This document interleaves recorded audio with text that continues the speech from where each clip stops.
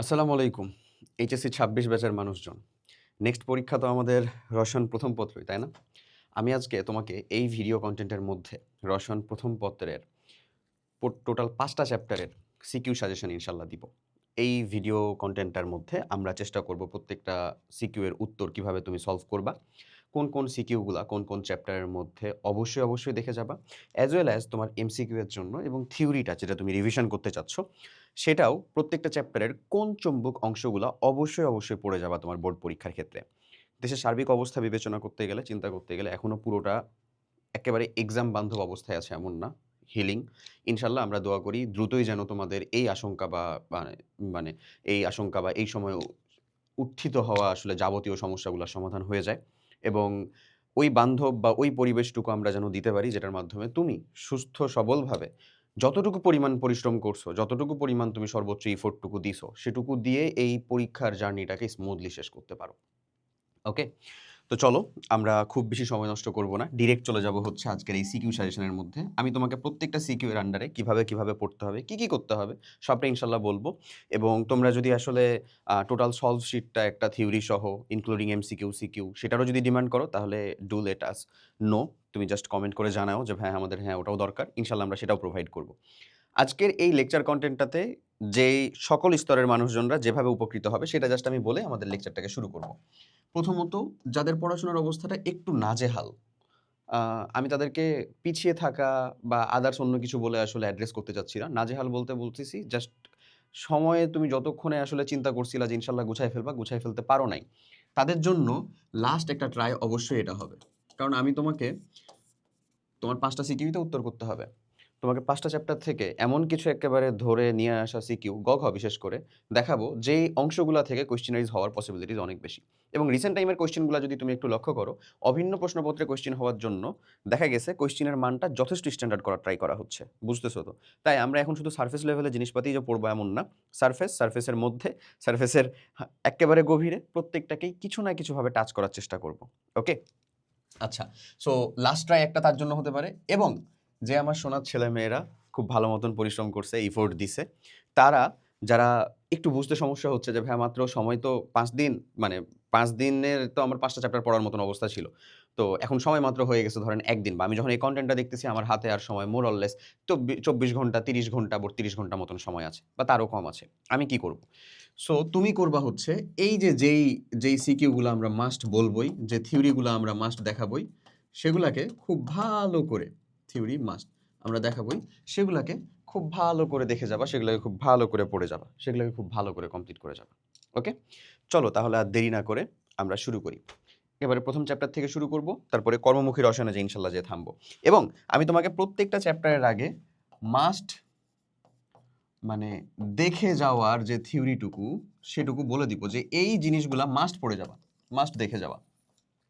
দেখো ল্যাবরেটরি নিরাপদ ব্যবহারের যে অংশগুলো, তার মধ্যে এই অংশগুলা অবশ্যই তুমি দেখে যাবা, যেটা তোমার সিকিউ, এমসিকিউ অথবা সিকিউ এর কোনো কম্বিনেশনের মধ্যে চলে আসবে। ওকে? তো প্রত্যেকটা চ্যাপ্টারের শুরুতে যেভাবে বলবো, ল্যাবরেটরি নিরাপদ ব্যবহার থেকে আমরা বেশি সিকিউ দেখবো না আসলে, বাট যেহেতু আমাদের বুঝতে হবে যে গুরুত্বটা কোথায়, ওখানে আমরা বেশি সময় দিব। হ্যাঁ? এখানকার মধ্যে এই চ্যাপ্টারটার মধ্যে যারা রিভিশন করতে চাচ্ছ তারা এই অংশগুলো অবশ্যই পড়ো। এই অংশগুলোর মধ্যে প্রথম যেটা সেটা হচ্ছে ভাই যন্ত্রপাতির ব্যবহার। অর্থাৎ কোনগুলা হচ্ছে ধরো টিসি টাইপের যন্ত্র, অর্থাৎ যেগুলোকে কন্টেইন করে, টু কন্টেইন টিসি মিনস। যেমন ধরো কন্টেইন করার জন্য বিকার থাকে, তারপরে হচ্ছে রিএজেন্ট বোতল থাকে, তারপরে গ্রুপ বিকারকের বোতল থাকে, কন্টেইনার থাকে, এগুলো হচ্ছে টিসি টাইপের। ওকে? আর কোনগুলা হচ্ছে টিডি, যেগুলো হচ্ছে জাস্ট ডেলিভার করার জন্য ব্যবহার করা হয়, লাইক পিপেট, বুরেট। এগুলো জাস্ট ডেলিভার করার জন্য একটা জায়গা থেকে আরেকটা জায়গাতে তুমি ডেলিভার করবা, লাইক হচ্ছে তোমার ড্রপার। ওকে? তো যন্ত্রপাতিগুলার প্রপার ব্যবহার এবং এই যন্ত্রপাতির ব্যবহারের ভিতরেই কিন্তু তার পরিষ্কার কৌশলটাও চলে আসে। এই পরিষ্কার কৌশল থেকে হর হামেশাই এমসিকিউ কোয়েশ্চেনারিজ হয়, এটা তুমি জানো।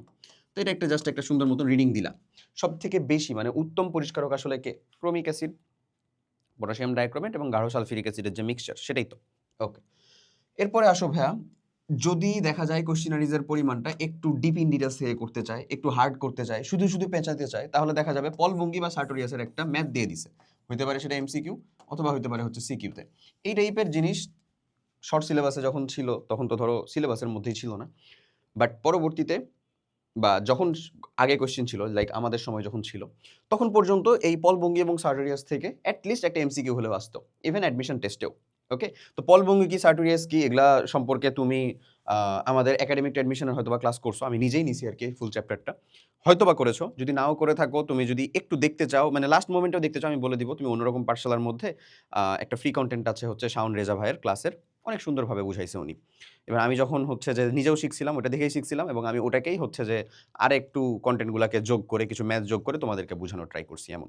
ওকে, তারপর হচ্ছে যত সকল চিহ্নগুলো রয়েছে, অর্থাৎ যে আমাদের হ্যাজার্ড সিম্বল যেগুলো, বুঝছো, ট্রিফয়েল চিহ্ন থেকে শুরু করে কোনটা বিপজ্জনক, নরমুন্ডি দিয়ে কি বোঝায়, এই টাইপের, এগুলো ফর এমসিকিউ। এগেইন আসে হচ্ছে যে মাইক্রো, তারপরে সেমি মাইক্রো এবং মাইক্রো অ্যানালাইসিস। এখানে যে আসলে মানে ভর, হ্যাঁ, এবং আয়তনের যে তুলনাটা, এটা একটু দেখো, কারণ এখান থেকেও এমসিকিউ হয়। এরপরে ভেরি লাস্ট প্রাইমারি স্ট্যান্ডার্ড পদার্থ এবং সেকেন্ডারি স্ট্যান্ডার্ড পদার্থ। প্রাইমারি স্ট্যান্ডার্ডের, সেকেন্ডারি স্ট্যান্ডার্ডের বিশেষ করে যে উদাহরণগুলা, এবং এটা মাঝে মধ্যে সংজ্ঞাতে চলে আসে ভাইয়া, বুঝছো, যে সেকেন্ডারি স্ট্যান্ডার্ড পদার্থ কাকে বলে বা প্রাইমারি স্ট্যান্ডার্ড পদার্থ কাকে বলে। আশা করি বুঝাইতে পারছি। ডান। চলো একটা কোশ্চেন দেখি এখানকার, যদিও কোশ্চেনটা হচ্ছে যে মানে কম্বাইন, বাট স্টিল এর মধ্যেই আর কি ছিল। ওকে, দেখো এটা কাইন্ড অফ হচ্ছে যে আমাদের সেকেন্ড পেপারের যে থার্ড চ্যাপ্টার রয়েছে, থার্ড চ্যাপ্টার, ওটার সাথে অনেকটাই কম্বাইন। এখানে সেমি মোলার দ্রবণ আছে 250 ml সালফিউরিক অ্যাসিডের, এটা লেস ইম্পর্টেন্ট, আমি আবারও বলে দিচ্ছি, যেহেতু এখান থেকে ছিলই তাই আমি এটাই দিছি। লেস ইম্পর্টেন্ট, রেলিভেন্ট লাগছিল তাই। আচ্ছা, সেমি মোলার দ্রবণ আছে 250 ml সালফিউরিক অ্যাসিডের, আর এখানে 700 ml 0.11 মোলার সোডিয়াম কার্বনেট রয়েছে। বলতেছে দ্রবণ দুটি মিশ্রণ করলে মিশ্রণটিতে কি পরিমাণ অম্লীয় বা ক্ষারীয় হবে বিশ্লেষণ করো। দেখো এটার এটা দুইটাই হচ্ছে এটাকে তুমি বলতে পারো এটা হচ্ছে দ্বিক্ষারকীয় অম্ল, অথবা এটাকে বলতে পারো দ্বি অম্লীয় ক্ষার। ঠিক আছে, তার মানে এখানে মোল সংখ্যা হচ্ছে যে রেশিও করতে গেলে 1:1ই আসবে। তো এই বিক্রিয়াটাতে আসলে কি দাঁড়ায়, sulphuric acid H2SO4 plus sodium carbonate, তাহলে আমার এখানে দাঁড়াবে হচ্ছে সোডিয়াম সালফেট প্লাস পানি প্লাস কার্বন ডাইঅক্সাইড, এই তো আমার বিক্রিয়া, আর তো কিছু না, রাইট। অম্লক্ষারের যে বিক্রিয়াটাতে এখানে বলতেছে সেমি মোলার, মানে আমাদের কি ভাবে 0.5, তাই তো 0.5 মোলার 250 ml রয়েছে হচ্ছে সালফিউরিক অ্যাসিড, আর এখানে রয়েছে 700 ml 0.11 মোলার সোডিয়াম কার্বনেট। তো এই বিক্রিয়াগুলা টু বি অনেস্ট খুব বেশি কঠিন না, মানে, এবং এই যে কি পরিমাণ অম্লীয় বা ক্ষারীয় হবে সেটা বের করাও খুবই সহজ। তুমি এখানে যদি আসলে মানে এর তুল্য H প্লাসের আয়নটা বের করো এবং এর তুল্য হচ্ছে কার্বনেটের আয়নটা বের করো, তাও হয়ে যায়। অথবা যেহেতু এখানে মোল সংখ্যা অলরেডি মিলেই রয়েছে, তাই তুমি যদি জাস্ট ডিরেক্ট ক্যালকুলেশন করো তাও হয়ে যায়। ডিরেক্ট ক্যালকুলেশন বলতে কি, এটাকে 1 মোলার করে এটা কত ml আসতেছে সেটা বের করতে পারো, এটাকে 1 মোলার করে এটা কত ml আসতেছে সেটা বের করতে পারো। কিভাবে করতে পারি আমরা, আমরা বলতে পারি 0.5 মোলার, হ্যাঁ, কত 250 ml 50 ml সালফিউরিক অ্যাসিড, এটার তুল্যতা আমরা বলতে পারি হচ্ছে আসলে 0.5 1 মোলার, তারপরে হচ্ছে 0.5 ইন্টু 250, মানে কত ভাই 125, 25 ml সালফিউরিক অ্যাসিড, এরকমভাবে বলতে পারো। তুমি যদি চাও যে ঐকিক নিয়ম দিয়ে করবো ভাই, তাও হবে, মোল সংখ্যা বের করে করবো তাও হবে। বেসিক্যালি এই দুটা গুণ করে তো তার মোল সংখ্যাটাই পাচ্ছি আমরা তুল্য আকারে। ওকে, এরপরে এটা কত হয় 125 ml, মানে মনে করো না এখানে 125 ml মতন সালফিউরিক অ্যাসিড রয়েছে, যেটা 125 ml সোডিয়াম কার্বনেটের সাথে বিক্রিয়া করতে পারতো। এখন এখানে কতটুকু রয়েছে আমরা সেটা বের করি। তাহলে আমরা যদি আসলে এটা বের করতে চাই, আমরা পাবো বেসিক্যালি হচ্ছে কত বলো তো, 77 ml মতন পাবো, তাই না, 700.11 মোলার 700 ml, ওখানে 250 ml ছিল, 0.5 ছিল, ওকে, সোডিয়াম কার্বনেট Na2CO3, এটা সমান তুমি ইকুইভ্যালেন্ট যদি দাও তাহলে এই দুই মানে 1 মোলার করলা এটাকে, আর এটা হচ্ছে 0.11 ইন্টু 700, তাহলে দুইটা শূন্য গুণ করে দিলে এখানে 11 থাকে, ইন্টু 7 মানে হচ্ছে basically 77 ml, 77 ml sodium carbonate. তাহলে এখানে সিম্পলি বলতে পারি আমরা 77 ml কে 77 ml সালফিউরিক অ্যাসিড নিউট্রাল করে দিবে, তাহলে এখানে অবশিষ্ট থাকবে আসলে কত বলো তো, 125 মাইনাস 77 যদি করো ইজ ইকুয়ালস টু থাকে হচ্ছে আমাদের 3 দিলে হচ্ছে 80, তাহলে 25 আর 20 45 আর 3 48, 48 ml 1 মোলার সালফিউরিক অ্যাসিড অবশিষ্ট থাকে। এখন তুমি বলতে পারো যে ভাই 48 ml 1 মোলার সালফিউরিক অ্যাসিড অবশিষ্ট থাকে, এটা লিখলে কি হবে, তুমি এটাকে এরকম ভাবেও লিখতে পারো, অথবা অথবা এই দুইটা মিক্স করার পরে আমার টোটাল আয়তন কত হয়েছে বলো তো, 950 ml হয়েছে না, 950 ml। এই আয়তনটা সালফিউরিক অ্যাসিডের 950 ml এর মধ্যে ঘনমাত্রা কত হবে সেটাও বের করতে পারি আমরা এমনলি বলতে পারি S1V1 is equals two S2V2। এখানে আমরা S2টা বের করব, S1V1টা কত, S1টা হচ্ছে আমাদের 48 ইন্টু 1 মোলার, হ্যাঁ, বাই হচ্ছে V2টা কত ভাইয়া 950, দুইটাকে মিক্স করার পর তো আমার আয়তন টোটাল 950 ml হয়ে গেছে, বুঝছো? এত এই ক্যালকুলেশন করে যে ভ্যালুটা পাবা সেটাই হবে হচ্ছে অত মোলার সালফিউরিক অ্যাসিড অবশিষ্ট থাকবে মিক্স করার পরে। মিক্স করার পরে তো আয়তনটা এত হয়ে গেল না, ওই আয়তনের ঘনমাত্রাটা হবে হচ্ছে এত, বুঝছো? কমপ্লেক্স লাগতেছে ফার্স্ট হিসেবে আর কি, এত কমপ্লেক্স করার চিন্তা দরকার নেই, বললামই তো লেস ইম্পর্টেন্ট। যা পড়বা সেটা হচ্ছে এই, ওকে, যা পড়বা সেটা হচ্ছে এই। এখান থেকে ওই যে কোশ্চেনারিজের স্ট্যান্ডার্ড যেভাবে চেঞ্জ হচ্ছে না, সেজন্য আর কি এরকম টাইপের কোশ্চেন দেখানো, আশা করি কনসিডার করবা বা বুঝতে পারছো। সো এই হচ্ছে উত্তর। তার মানে এটা কি হবে আসলে বলো তো? অম্লীয় হবে। চলো আমরা নেক্সট কোশ্চেনের দিকে যাই, মানে নেক্সট কোশ্চেন বলতে নেক্সট চ্যাপ্টারে চলে যাবো, যেখানে আমার সব থেকে বেশি সময়গুলো দেওয়া দরকার, সেগুলোতে আমরা সময় দিই। অধ্যায় 2, গুণগত রসায়ন। মানে কতটা ইম্পর্টেন্ট এটা আর কি বলে বোঝানো শেষ করা যাবে না। এই অধ্যায় 2 এর ভিতর থেকে আমরা যে জিনিস পড়বো, কি পড়বো ভাই বেসিক্যালি? এই অধ্যায় 2 এর ভিতর থেকে আমরা প্রথমে যে জিনিসটা পড়বো সেটা হচ্ছে আমাদের দ্রাব্যতার গুণফল, অধঃক্ষেপণ, সময়ন প্রভাব। তোমাদের বেলা সময়ন প্রভাব থেকে কোশ্চেনারিজ আসার পসিবিলিটিস বা চান্সেস অনেক বেশি আছে, কারণ তুমিও জানো যে ভাইয়া সময়ন প্রভাব হচ্ছে এই দ্রাব্যতার গুণফল রিলেটেডের মধ্যেকার একটু অ্যাডভান্স টপিক। ঠিক একই রকমভাবে কোশ্চেনটা যদি একেবারে উঙ্গা টাইপের কিছু করতে চায়, তাহলে দ্রাবক নিষ্কাশন থেকে ম্যাথ আসার পসিবিলিটিসের অনেক বেশি, এমসিকিউ বা সিকিউ এর মধ্যে। বলা যায় না, অনেক বছর পরে শর্ট সিলেবাসটা ছাড় পাইছে তো একেবারে বুম করতেছে যাকে বলে। যাই হোক, দেখো দ্রাবক নিষ্কাশন, আমি জানি না এই টপিকটা তোমার কাছে কতটা ক্লিয়ার। আমি এখানকার একটা ম্যাথ রাখছিও, দেখাই দিব ইনশাল্লাহ, ঠিক আছে, কিভাবে সলভ করবা। তো দ্রাব্যতার গুণফল, অধঃক্ষেপণ, মানে অধঃক্ষেপণ হবে কিনা এই রিলেটেড কোশ্চেনারিজ, এবং সময়ন প্রভাব খুব ভালো করে দেখে যেও, ঠিক আছে। এরপরে চলে আসে ভাই আয়ন শনাক্তকরণ। এই জায়গাটা হচ্ছে এমন একটা জিনিস যে বন্দুকের গুলি মিস হলো, এখান থেকে একটা এমসিকিউ কোশ্চেন মিস হবে না, এবং সিকিউ এর ভিতরেও চলে আসতে পারে। সিকিউ এর ভিতরে আসলে তো বিক্রিয়া সহ চলে আসলো। এবং আয়ন শনাক্তকরণের মধ্যে এটা শিখা পরীক্ষাকেও ইনক্লুড করে, সিক্ত পরীক্ষাকেও ইনক্লুড করে। শিখা পরীক্ষা, সিক্ত পরীক্ষা দুইটাকে ইনক্লুড করে, রাইট? ওকে। এরপরে দেখো ভাই বর্ণালী রিলেটেড যে ম্যাথগুলো, অর্থাৎ আমাদের E is equals to H nu, H C by lambda, হ্যাঁ, তারপরে এইচ সি নিউ বার, এই আবার nu bar is equals to 1 by lambda is equals to R H 1 by N L square minus 1 by N H তার square. উচ্চতর নিম্নতর শক্তিস্তর থেকে উচ্চতর শক্তিস্তরকে যে আমরা বাদ দিব, উচ্চ থেকে যে নিচে আসছিল এটা, এখান থেকে ল্যামডার ভ্যালু বের করা, এই রিলেটেড যে ম্যাথমেটিকগুলো সেগুলোকে মাস্ট কমপ্লিট করতে হবে আমার, ক্লিয়ার? অবশ্যই ওখানে কিচ্ছু মাফ করার নেই, ঠিক আছে। তোমার এই যে রবিবারে যে তোমার পরীক্ষাটা হতে চলেছে রসায়ন প্রথম পত্র, ওখানে গুণগত রসায়ন থেকে যে দেখবা সিকিউ কোয়েশ্চেন 3টা টপিক থেকে চলে আসছে, গ বা ঘয়ের ভিতরে, আবার একাধিকও হয়ে যেতে পারে। প্রথম দ্রাব্যতার গুণফল, অধঃক্ষেপণ, সময়ন প্রভাব, যেহেতু রিলেটেড টপিক একেবারে এখান থেকে সব থেকে বেশি প্রায়োরিটি।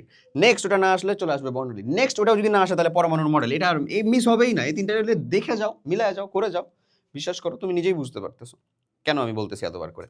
ওকে, তারপরে আয়ন শনাক্তকরণের কথা বললাম, বর্ণালী বললাম, পরমাণু মডেল, বিশেষ করে তার তুলনার অংশটুকু, যে রাদারফোর্ড আর বোরের ভিতরে তুলনা অংশটুকু কিভাবে, রাদারফোর্ডের স্বীকার্য কি, তার সার্থকতা কি, তার সীমাবদ্ধতা কি, বোরের সার্থকতা কি, তার সীমাবদ্ধতা কি। ওকে, এরপরে চলে আসবে কোয়ান্টাম সংখ্যা, এই জায়গাটা থেকেও এমসিকিউ কোশ্চেন পেয়ে যাবা, মাঝে মধ্যে সিকিউ এর ভিতরেও দিয়ে দেয় যে আচ্ছা এন আর এল আর এম এর মান বের করে সর্বোচ্চ ইলেকট্রন ধারণ ক্ষমতা কত এগুলা বের করো। আমি রাখছি সিকিউ রাখছি, প্রত্যেকটা জিনিসের সিকিউ রাখছি। চলো দেখি। ওকে, প্রথমে একটা কোশ্চেন বলতেছে, এটা বেসিক্যালি রাদারফোর্ড পরমাণু মডেলকে ইন্ডিকেট করতেছে, এটা পারবা, আমি এটা জাস্ট ব্যাখ্যা করে দিব বলে তাহলেই হবে। এই যে একটা আলফা গোনা বিচ্ছুরণ পরীক্ষাটা দিই তো আমরা হচ্ছে যে সিকিউ মানে এই জিনিসটাকে আর কি কমপ্লিট করি রাদারফোর্ড তার পরমাণু মডেলটা যে ব্যাখ্যা করছিলেন যে তত্ত্বের মাধ্যমে, সেটা হচ্ছে আলফা গোনা বিচ্ছুরণ পরীক্ষা, যে পরীক্ষণের মাধ্যমে। এখানে বলতেছে এম কোনা, এমটাকে আলফা গোনা, এম কোনার সাহায্যে বস্তুটি শনাক্তকরণের মাধ্যমে পরমাণুর গঠন ব্যাখ্যা করো। আলফা কোনার সাহায্যে আমরা পরমাণুর গঠনটাকে ব্যাখ্যা করব। আলফা কোনার মাধ্যমেই কেন? কারণ ওই পরীক্ষণের মাধ্যমে দেখানো গেছিল যে পরমাণুতে আমরা যে আলফা কোনাগুলো বিচ্ছুরণ করা হচ্ছে ম্যাক্সিমামটাই তা ভেদ করে চলে যাচ্ছে। তাহলে প্রথম স্বীকার্য কি আসলো? পরমাণুর অধিকাংশ স্থানই ফাঁকা, এবং কিছু কিছু কোণা, মানে ওই যে অতগুলা আলফা কোণার মধ্যে কিছু কোণা কেন্দ্র থেকে বেঁকে যাচ্ছে না? কিছু কোণা যে কেন্দ্র থেকে বেঁকে যাচ্ছে, তার মানে বোঝা যাচ্ছে যে আলফা যেহেতু ধনাত্মক চার্জের এবং যেহেতু ও বিকর্ষিত হচ্ছে, তার মানে নিশ্চয়ই কেন্দ্রের মধ্যে ভারী এবং ধনাত্মক চার্জযুক্ত কোনো একটা বস্তু রয়েছে, যেটাকে আমরা কি বলছিলাম? নিউক্লিয়াস। সব থেকে বড় স্বীকার্য বা সার্থকতা কার? রাদারফোর্ড পরমাণু মডেলের নিউক্লিয়াস আবিষ্কার। ওকে, আচ্ছা, এরপরে লাস্টটা কি ছিল? লাস্টটাতেও নিউক্লিয়াসকে ব্যাখ্যা করছিল যে প্রতি 20,000-এর মধ্যে একটা কোণার কোনো হদিশ পাওয়া যাচ্ছে না, অর্থাৎ ওটা যে বরাবর যাচ্ছে সে বরাবরই ব্যাক আসতেছে, অর্থাৎ পরমাণুর আকারের তুলনায় নিউক্লিয়াসের আকারটা অনেক ক্ষুদ্র। ক্লিয়ার? ওকে, এবং এইখানে আরেকটা জিনিস, সেটা হচ্ছে ওই যে প্রথম যে স্বীকার্যটা বললাম যে আলফা কণা প্রত্যেকটাই ভেদ করে চলে যাচ্ছে। আলফা কণা কি চার্জের ভাইয়া? ধনাত্মক চার্জের, দ্বিধনাত্মক হিলিয়াম নিউক্লিয়াস, রাইট? এটাই তো আলফা কণা, তাই না? দ্বিধনাত্মক হিলিয়াম নিউক্লিয়াস, এটাই আলফা কণা। এই দ্বিধনাত্মক হিলিয়াম নিউক্লিয়াস, এটা যে আলফা কণা, এ তো ধনাত্মক চার্জের। এ যে ভেদ করে চলে যাচ্ছে, ওখানে যে ইলেকট্রনগুলো বা ইলেকট্রনের মেঘ যে ছিল, ও ওকে আকর্ষণ করতেছে না কেন? এটা কখনো মনে হয়েছে যে কেন করতেছে না? কারণ আলফা কণার তুলনায় ওই যে ইলেকট্রনগুলার ভর, সেটা খুবই নগণ্য। খুবই নগণ্য মানে এতই নগণ্য যে হাতি আর পিঁপড়ার মতন অবস্থা রীতিমতো। বুঝছো? ধরো একটা পিঁপড়া থামাইতেছে, এই দাঁড়া হাতিকে, এমন। আর এটা তো খালি প্রোটনও না, প্রোটনের তুলনায় যে চিন্তা করবে এমনও না। এর ভর কত দেখো? 4। বুঝছো? আপেক্ষিক পারমাণবিক ভর যেটা। ওকে, আশা করি বুঝাইতে পারছি। তাহলে বস্তু শনাক্তকরণ এবং পরমাণুর গঠন ব্যাখ্যা করা, অর্থাৎ বেসিক্যালি আমাকে ওই যে রাদারফোর্ড পরমাণু মডেল ছিল সেটা স্বীকার্যগুলাই লিখে দিতে হতো। নেক্সট দেখো, পরমাণু মডেল থেকে এগেন কোশ্চিনটা আসছে না ঘ নাম্বারে। এ ও বি মডেলের মধ্যে কোনটি অধিকতর উপযোগী বলে মনে করো? মানে ধরো তোমাকে রাদারফোর্ড মডেল এবং বোর পরমাণু মডেল বলা হচ্ছে, যেহেতু এই দুইটাই তোমার সিলেবাসে আছে, তার মানে এ আর বি দুইটা পরমাণু মডেল হলে তাদের ভিতরে একটা রাদারফোর্ড আর একটা বোর হবেই, এটাই। যদিও রাদারফোর্ড পরমাণু মডেলটা এরকম ভাবে না দেখায়, যদি এমনে দেখাইতো তাহলে তোমার জন্য বেশি সুবিধা হইতো খুঁজে বের করা, বাট স্টিল এটা এমনেও দেখানো যায়, যেহেতু উনি বলে নাই যে কোনো নির্দিষ্ট গোলাকার বৃত্তাকার কক্ষপথে ঘুরবে। মানে উনি বলে গেছিলেন যে ইলেকট্রনগুলো ঘুরতে থাকে, বলেন নাই যে কোনো নির্দিষ্ট কক্ষপথে আর কি ঘুরবে। তাহলে এটাকে আমরা এই মডেলে, যেটাকে আমরা আসলে রাদারফোর্ড পরমাণু মডেল বলবো, কারণ রাদারফোর্ড পরমাণু মডেলে অন্তত উচ্চতর শক্তি স্তর থেকে নিম্নতর শক্তি স্তরে লাফ দেওয়ার ক্ষেত্রে শক্তি বিকিরণ, এবং নিম্নতর শক্তি স্তর থেকে উচ্চতর শক্তি স্তরে গেলে শক্তি শোষণ করে না ইলেকট্রন, এবং এটার মাধ্যমে যে বর্ণালী রেখা সৃষ্টি হয়, এগুলো তো কোনো ব্যাখ্যা ছিল না, বাট এখানে এটা দেখানো হচ্ছে যে ইলেকট্রন একটা 3 নম্বর শক্তি স্তর থেকে 1 নম্বর শক্তি স্তরে আসতেছে, দেখানো হচ্ছে না? তার মানে এটা অবশ্যই বোর পরমাণু মডেল। তাহলে এটা কি? রাদারফোর্ড আর এটা বোর। বলো তো কারটা বেটার? অবশ্যই বোর পরমাণু মডেল বেটার, জানি তো আমরা। তাহলে আমাদেরকে রাদারফোর্ড আর বোর পরমাণু মডেলের মধ্যে তুলনাটা করতে হবে। কি কি বিষয় নিয়ে তুলনা করব? রাদারফোর্ড পরমাণু মডেলের ক্ষেত্রে যেটা আমরা জানি যে আমাদের ম্যাক্সওয়েলের তত্ত্ব অনুযায়ী কোনো একটা চার্জিত কণা যদি কাউকে কেন্দ্র করে ঘুরতে থাকে, তাহলে সেটা ক্রমশ শক্তি বিকিরণ করে কেন্দ্রে পতিত হবে। তাহলে সে অনুযায়ী যেহেতু এটা একটা চার্জিত কণা ক্রমশ ঘুরতেছে, কোনো প্রকার নির্দিষ্ট কক্ষপথ বলা নাই, তাহলে তো সে একসময় এরকমভাবে ঘুরতে ঘুরতে ঘুরতে ঘুরতে ঘুরতে ঘুরতে সে কেন্দ্রে পতিত হবে। যদি পতিত হয় তাহলে তো আসলে কোনো প্রকার মডেলই আর থাকলো না, কেন্দ্রে নিউক্লিয়াসের ভিতরে ধরো ইলেকট্রন চলে আসলো, এটা কি সম্ভব? সম্ভব না। তো যে জিনিসটাই পরবর্তীতে বোর সাহেব ঠিক করছিলেন, কি বলছেন উনি? যে চার্জিত কণা ইলেকট্রন তো ঘুরতেছে, কিন্তু কিছু নির্দিষ্ট বা ফিক্সড অরবিট বা শেল বা কক্ষপথ আছে, এটার বাইরে সে এসে ঘুরতে পারে না। ওকে, অর্থাৎ সেই শক্তি শোষণ করলে উচ্চতর শক্তি স্তরে যেতে পারে, শক্তি বিকিরণ করে নিম্নতর শক্তি স্তরে আসতে পারে, কিন্তু নিউক্লিয়াসে আসতে পারবে না। ঠিক আছে, এই জিনিসটাকে যেমন ঠিক করেছেন। তারপরে বর্ণালী সম্পর্কিত কোনো প্রকার তথ্য বা ব্যাখ্যা কোথায় নাই? রাদারফোর্ড পরমাণু মডেলে নাই, বোর পরমাণু মডেলে আছে। ওকে, বোর পরমাণু মডেলেরও বেশ কিছু সীমাবদ্ধতা আছে, কিন্তু আমাকে এই দুটার মধ্যে যখন তুলনা করতে বলা হয়েছে, তখন আমরা এটার থেকে এটা বেটার কি কি দিক থেকে সেটাকে জাস্ট আলোচনা করে দিব। আশা করি এটা আমরা 9-10 থেকে শুরু করে 11-12 সম্পূর্ণটাতেই পড়তেছি, পারবো ইনশাল্লাহ। বুঝা গেছে? ওকে, নেক্সটটাই আসো। এই যে বললাম কোয়ান্টাম সংখ্যা থেকে যে একটা ম্যাথ চলে আসে, দেখো হাইড্রোজেন পরমাণুর উত্তেজিত অবস্থা বলতেছে KLMN, এমন উদ্দীপকের সর্ববহিষ্ঠ শেলের সর্বাধিক ইলেকট্রন ধারণ ক্ষমতা L ও M এর মান নির্ণয় পূর্বক হিসাব করো। সর্বাধিক কোনটা? N। K 1, L 2, তারপরে কে আছে? M 3, N কে 4। তাহলে আমরা যদি বলি এখানে N এর মানটা, দেখো এটা কিভাবে আসলে হিসাব করা লাগে। L এর মানটা, তারপরে M এর মানটা, তারপরে হচ্ছে S এর মান তো আমার দরকার নাই, তাহলে আমরা বলবো হচ্ছে যে অরবিটাল ইলেকট্রন, অরবিটাল সংখ্যা, জয়টা এম এর মান তয়টাই তো অরবিটাল সংখ্যা হয়, তাই না? অরবিটাল সংখ্যা, আর এটা হচ্ছে অরবিটাল ইলেকট্রন সংখ্যা,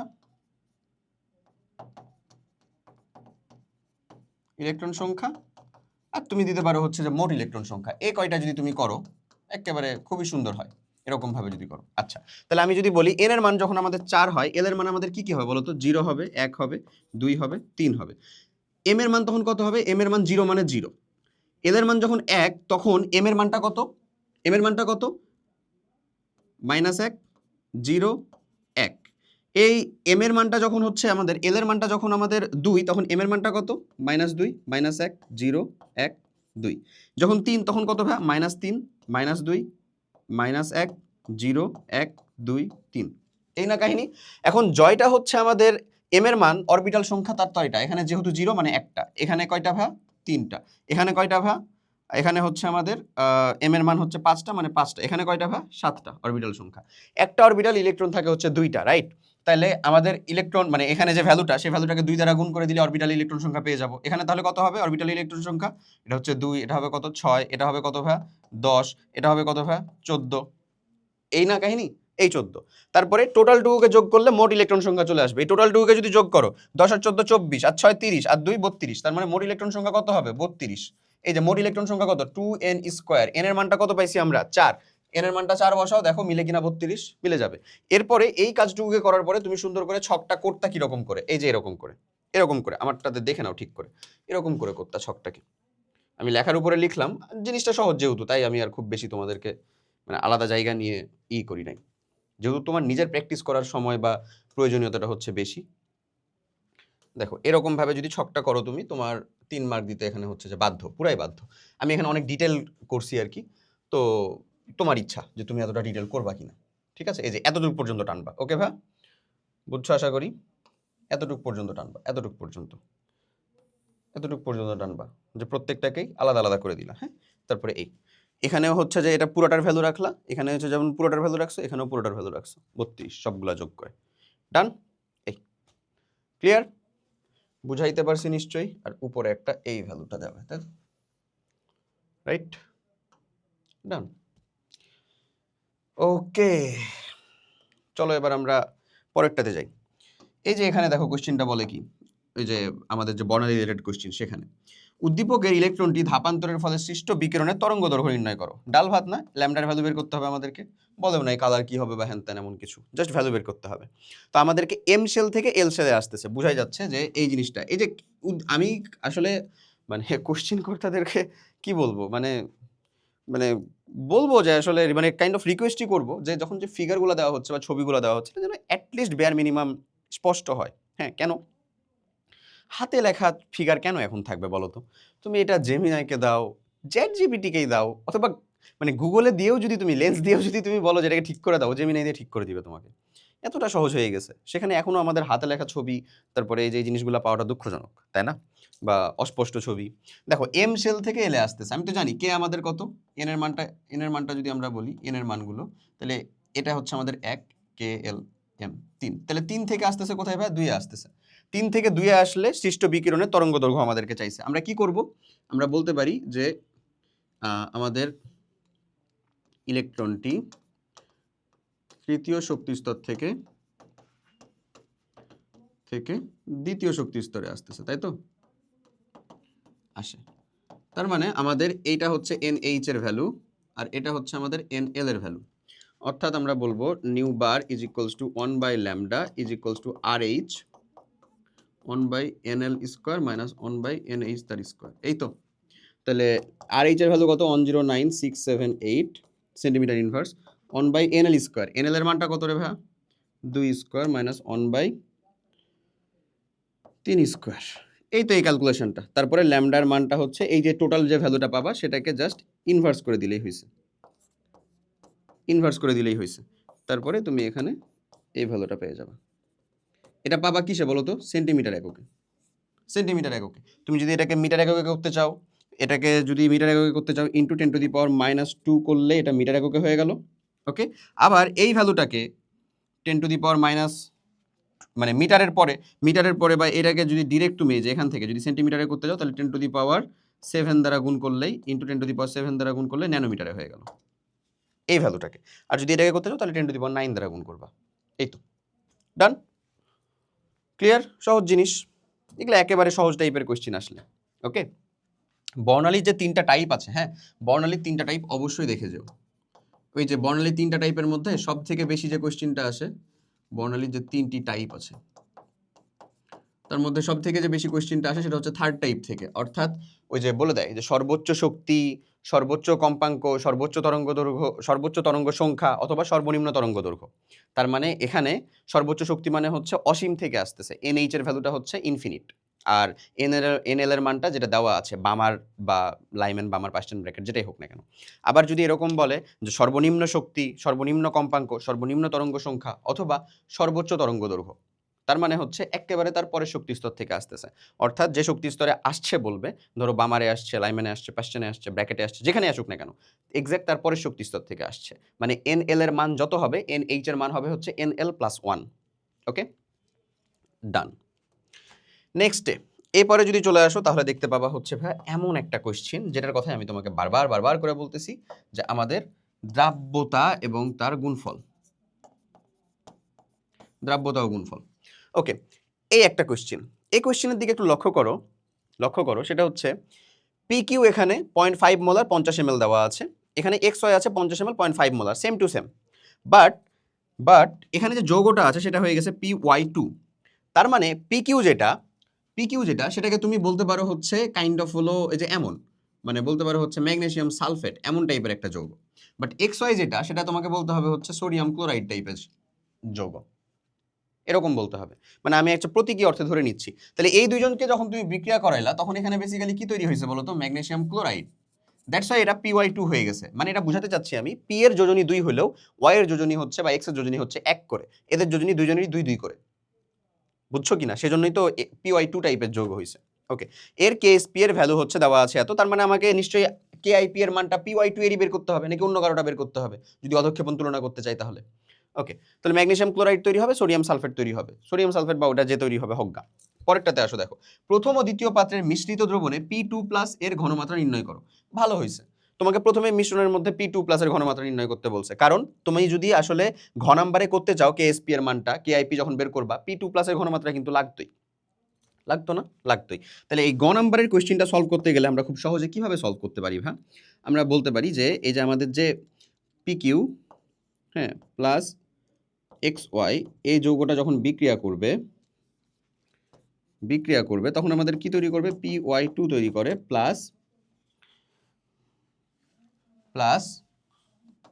সোডিয়াম সালফেট এমন তৈরি করে না, Na2SO4। তাহলে এটা তৈরি করবে হচ্ছে প্লাস হচ্ছে যে X2Q এমন তৈরি করে।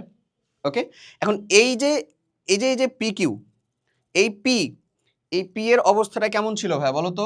50 ml 0.5 মোলার। ও যখন এখানে আসলো কি চেঞ্জ হয়েছে? জাস্ট তার ঘনমাত্রাটা চেঞ্জ হয়েছে। ওই যে ওর এখানে যে পি এর মোল সংখ্যা ছিল, এই পি এর মোল সংখ্যা কি এখানেও নাই? সেমই তো আছে। পরিমাণে কোনো চেঞ্জ হয়েছে না, আয়তন বেড়ে যাওয়ার জন্য ঘনমাত্রাটা চেঞ্জ হয়েছে। অর্থাৎ পূর্বে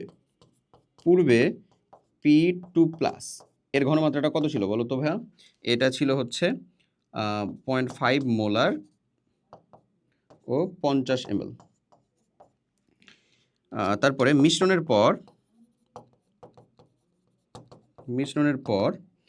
পরটা কি ঘটছে আসলে? কিছুই না। মিশ্রণের পরে যেটা ঘটছে সেটা হচ্ছে যে আয়তন V2 এটাকে ধরে নেওয়া হচ্ছে যে 100 ml হয়ে গেছে।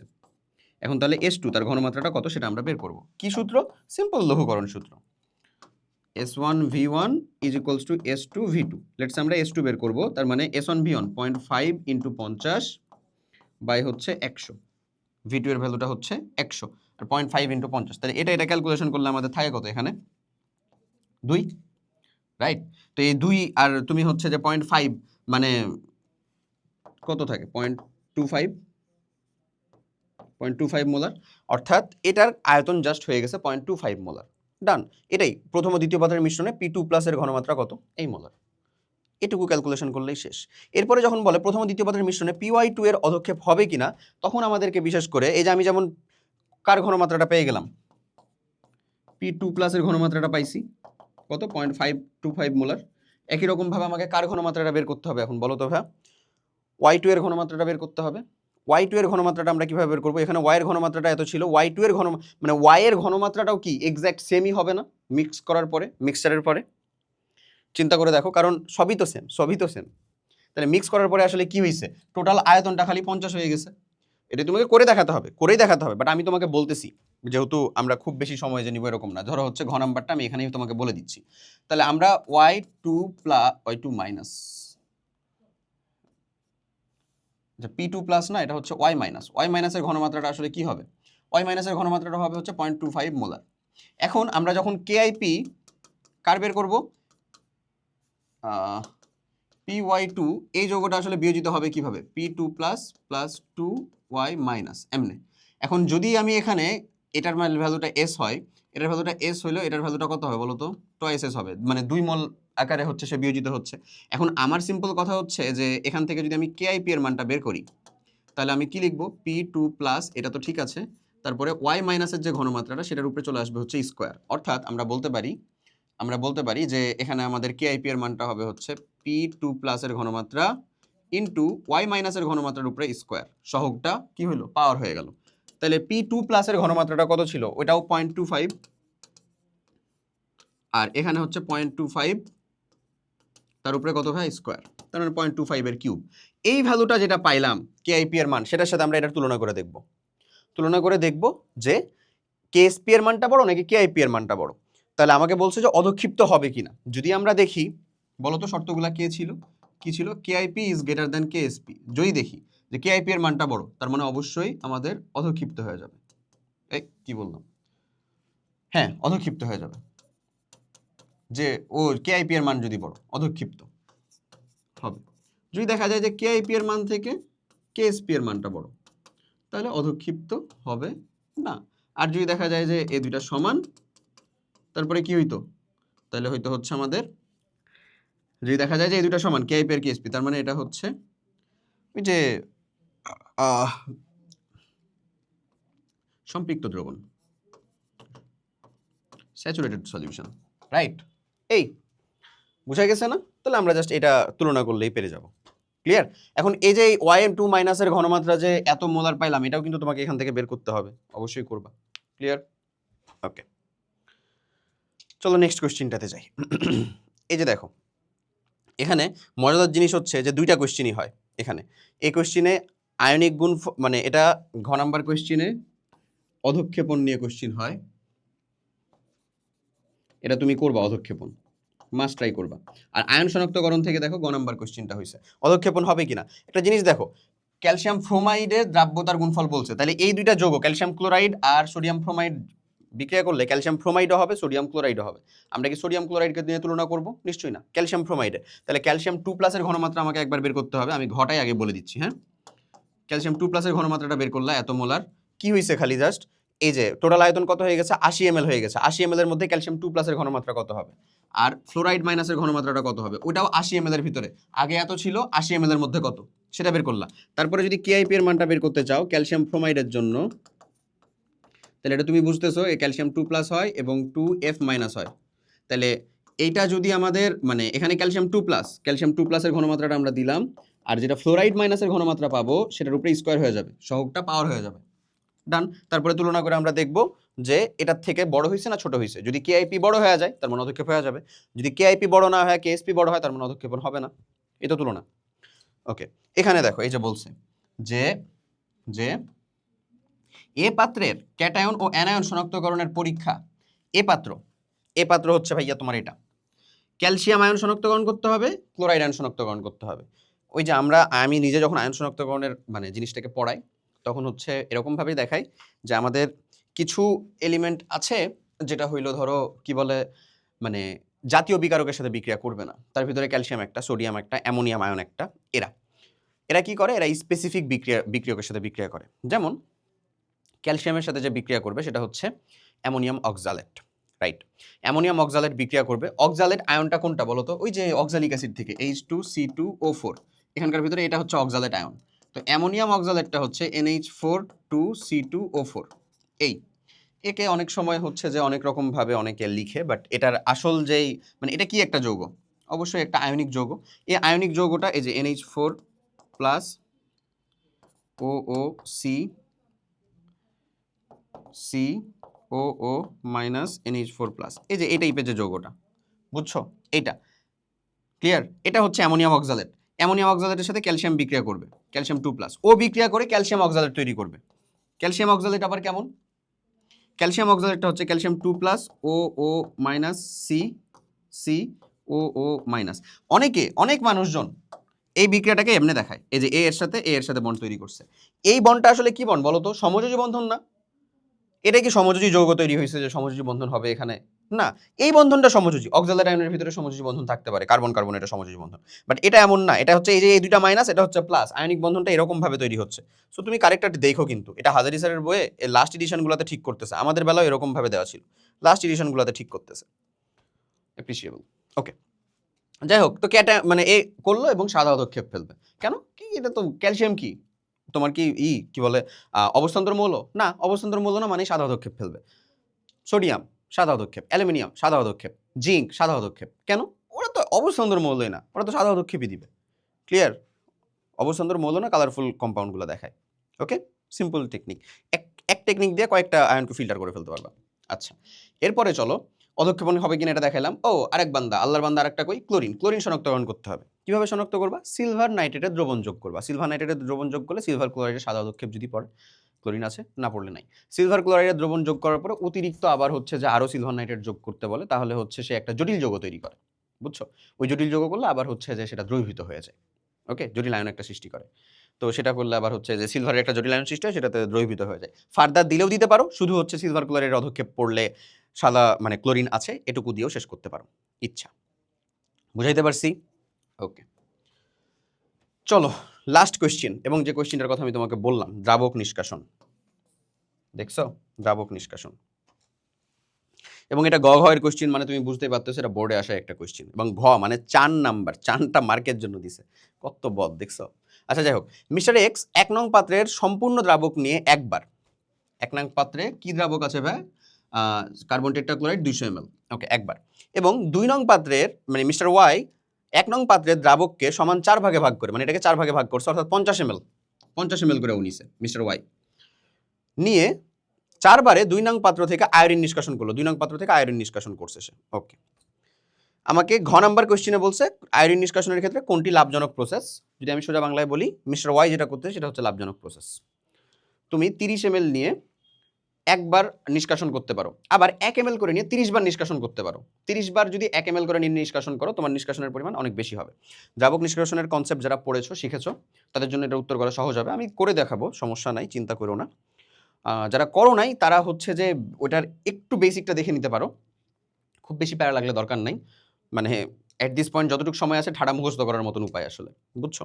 তো সমস্যা নাই, দেখো পারবা, কমপ্লিট করতে পারবা। আমি তোমাকে অ্যাটলিস্ট মুখস্থ করে হলেও যেন উত্তর করতে পারো ওটাও দেখাই দিব, চিন্তা নেই। আচ্ছা, 3 নং পাত্রে দ্রব্যের দ্রাব্যতার গুণফল নির্ণয় করো। ভাই ফেরিক হাইড্রোক্সাইড আছে এখানে 50 ml এর সম্পৃক্ত দ্রবণ, যেহেতু 50 ml 500 ml এর মধ্যে সম্পৃক্ত দ্রবণ আছে, দ্রাব্যতার গুণফল বের করবা। ডাল ভাত এটা জানিস, এ বি টাইপের যৌগ, এটা নিশ্চয়ই বুঝতেছো। তাহলে এখানকার কেএসপি এর মানটা যেটা হয় বেসিক্যালি সেটা হচ্ছে যে এস ইন্টু 2s তার উপরে square, which is actually 4s cube. বুঝছো? তোমাকে এখন এস এর মানটাই বের করতে হবে মোল পার লিটার এককে। তো এস এর মানটা যদি তুমি বের করো W/m ঘনমাত্রা, তাহলে চলে আসলো তার মোল সংখ্যা। W মানে কত বলো তো? 0.714 গ্রাম। আর ফেরিক হাইড্রোক্সাইডের যেটা আণবিক ভর সেটা দ্বারা ভাগ করবা, তাহলে তার ওটা চলে আসলো। তারপরে 500 ml কে মানে আয়তন, যেহেতু ml এ আছে তাহলে 500 ভাগ হচ্ছে তোমার 1000 লিটারে নিয়ে নিলা, তাহলে তোমার এস এর মানটা চলে আসলো। এটা কি? মোল পার লিটার বা মোলারিটি এককে চলে আসছে। এটা এবার এর ভিতরে বসায় দাও ফেরিক হাইড্রোক্সাইডের, তোমার তার দ্রাব্যতার গুণফলের মান চলে আসবে। এটাই তো চাইছে, দ্রাব্যতার গুণফল নির্ণয় করো। ডান, ডান, আর কিছু নাই। ওকে, এবার যখন তোমাকে বলতেছে তখন তোমাকে একটু কাহিনী করতে হবে। ঘয়ের ক্ষেত্রে যে সূত্রটা সেটা হচ্ছে n-তম বার নিষ্কাশনে। এটা আমি আসলে বেসিক্যালি কি করতেছি বলতো? এটা আমি মানে ওই যে বিশুদ্ধীকরণ প্রসেসটা ছিল না, বিশুদ্ধীকরণ প্রসেসটার ক্ষেত্রে WN মানে n-তম বার নিষ্কাশনের পরে যতটুকু আমার স্টিল ওই আগের দ্রাবক অবশিষ্ট আছে, মানে এখানে কাহিনীটা বোঝাচ্ছে 200 ml দ্রবণ, ধরে নাও এটা পানি, আয়োডিন 200 ml পানির ভিতরে দ্রবীভূত আছে, কত? 2 গ্রাম। এখান থেকে ওই 2 গ্রাম আয়োডিনকে বের করবা কার্বন টেট্রাক্লোরাইড দ্বারা। তো এমন একটা দ্রাবক নিষ্কাশনের মেন মেকানিজমটা হচ্ছে এমন একটা দ্রাবক দিয়ে নিষ্কাশন করবা যে দ্রাবকগুলা নিজেদের ভিতরে মিশবে না। পানির সাথে কার্বন টেট্রাক্লোরাইড জীবনও মিশবে না নিশ্চয়ই, কিন্তু যে দ্রবটা ওখানে দ্রবীভূত আছে ওই দ্রবটা যেন তোমার নতুন যে দ্রাবকটা দিছো ওই নতুন দ্রাবকের প্রতি বেশি আকর্ষিত হয়। অবশ্যই আয়োডিন হচ্ছে একটা সমযোজী যৌগ অবশ্যই, এবং ওইটা নিশ্চয়ই সমযোজী যে আরেকটা দ্রাবক আছে তার ভিতরে বা অপলা দ্রাবকের মধ্যে বেশি আকৃষ্ট হবে, রাইট? এটাই হচ্ছে মেইন কাহিনী। ওকে, দ্রাবক নিষ্কাশন। এবং দ্রাবক নিষ্কাশনের ক্ষেত্রে বন্টন সূত্র একটা থাকে, ওইখানকার থেকেই মেইনলি বন্টন সহগ আসে হচ্ছে কেডি। এই কেডিটাকে এরকমভাবে লেখে, হ্যাঁ, যেটা হচ্ছে আর কি ডিস্ট্রিবিউশন কনস্ট্যান্ট, বন্টন সহগ। ওই ডিস্ট্রিবিউশন কনস্ট্যান্টের ভ্যালুটা বোঝায় এরকম যে তুমি যদি একটা নতুন দ্রাবক যোগ করো, তাহলে নতুন দ্রাবকের মধ্যে কিছু পরিমাণ দ্রব্য চলে আসবে না কিছু পরিমাণ দ্রব্য।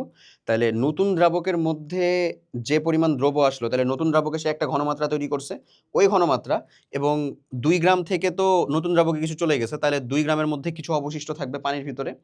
পানিতে যতটুকু অবশিষ্ট থাকলো সেটা যে ঘনমাত্রা, এই দুইটার যে রেশিও বা অনুপাত সেটা সবসময় ধ্রুবক নির্দিষ্ট তাপমাত্রায়। এটা বোঝায় হচ্ছে বন্টন সহগ বা বন্টন সূত্র।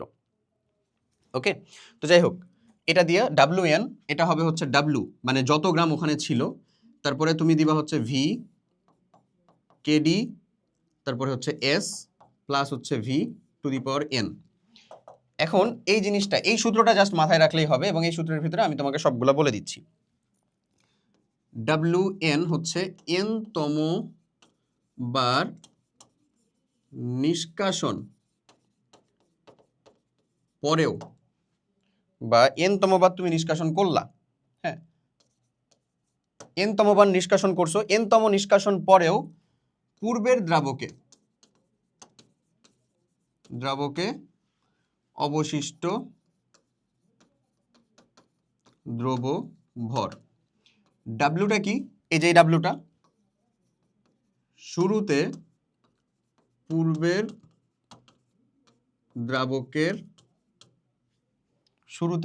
দ্রাবকের ভর, মানে পূর্বের দ্রাবকে থাকা ভর, থাকা দ্রব্যর ভর।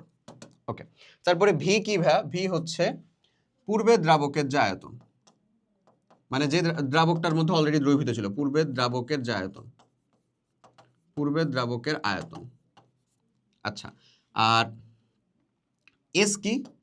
নতুন দ্রাবক যেটা ব্যবহার করছো তার আয়তন, নতুন দ্রাবকের আয়তন। ওকে, আর এন কি? যততম বার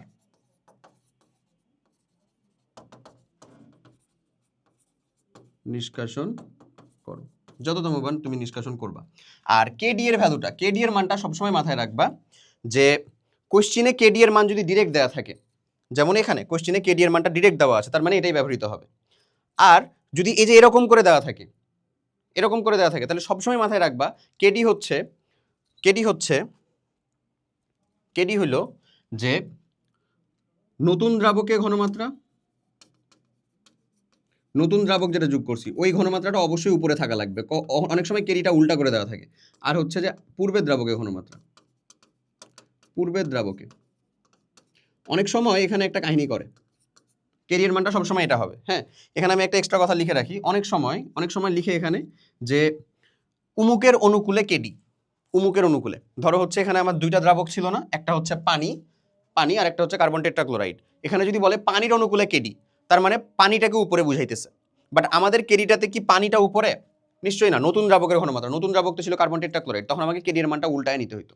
তাহলে তুমি একটা জিনিস মাথায় রাখবা, যে যার অনুকূলে বলবে, যার অনুকূলে যার বলে সে উপরে থাকে। সে কই থাকে? সে উপরে থাকে। যার অনুকূলে বলে সে উপরে থাকে। বিষয়টা হচ্ছে এমন, যার অনুকূলে বলা হয় সে থাকে হচ্ছে যে উপরে। ওকে, তো যদি তোমাকে কেডি এর মানটা নিতে হবে এটাই, নতুন দ্রাবকটাকে উপরে নিতে হবে। যদি পানির অনুকূলে বলতো তাহলে ওখানে যে কেডির মানটা সেটাকে উল্টায় নিতে হতো, উল্টায় নিলেই তো পানি মানে নতুন দ্রাবকটা উল্টে গেল। ওকে, এখন যদি আমরা মিস্টার এক্স আর মিস্টার ওয়াই এর কাহিনীটা বিবেচনা করি, তাহলে খুব সহজেই হয়ে যায়। মিস্টার এক্স যে কাজটা করছে সেটা হচ্ছে একবারে নিয়ে কাজ করছে, তো তাহলে ওখানে W1 এর ভ্যালুটা বেসিক্যালি থাকবে ডাব্লিউ কত গ্রাম হবে ওর জন্য বলো তো? 2 গ্রাম ছিল। তারপরে ভি ছিল কত আমাদের? ওই যে 200 ml, এটাও 200 ml, তাই তো? তাহলে 200 বাই হচ্ছে কেডি এর মানটা কত, ওইটাই ভ্যালু 86 পয়েন্ট সামথিং ছিল বোধহয়, 86.2 ইন্টু হচ্ছে কত 200, এস এর মানটাও তো 200, প্লাস হচ্ছে ভাই 200 ইন্টু হচ্ছে এন মানে 1। তাহলে এখানে তুমি একটা ভ্যালু পাবা এত গ্রাম। যেখানে কম অবশিষ্ট থাকবে সেটাই নিশ্চয়ই লাভজনক প্রসেস, কারণ আমরা তো সর্বোচ্চ পরিমাণ বের করে নিয়ে আসতে চাই।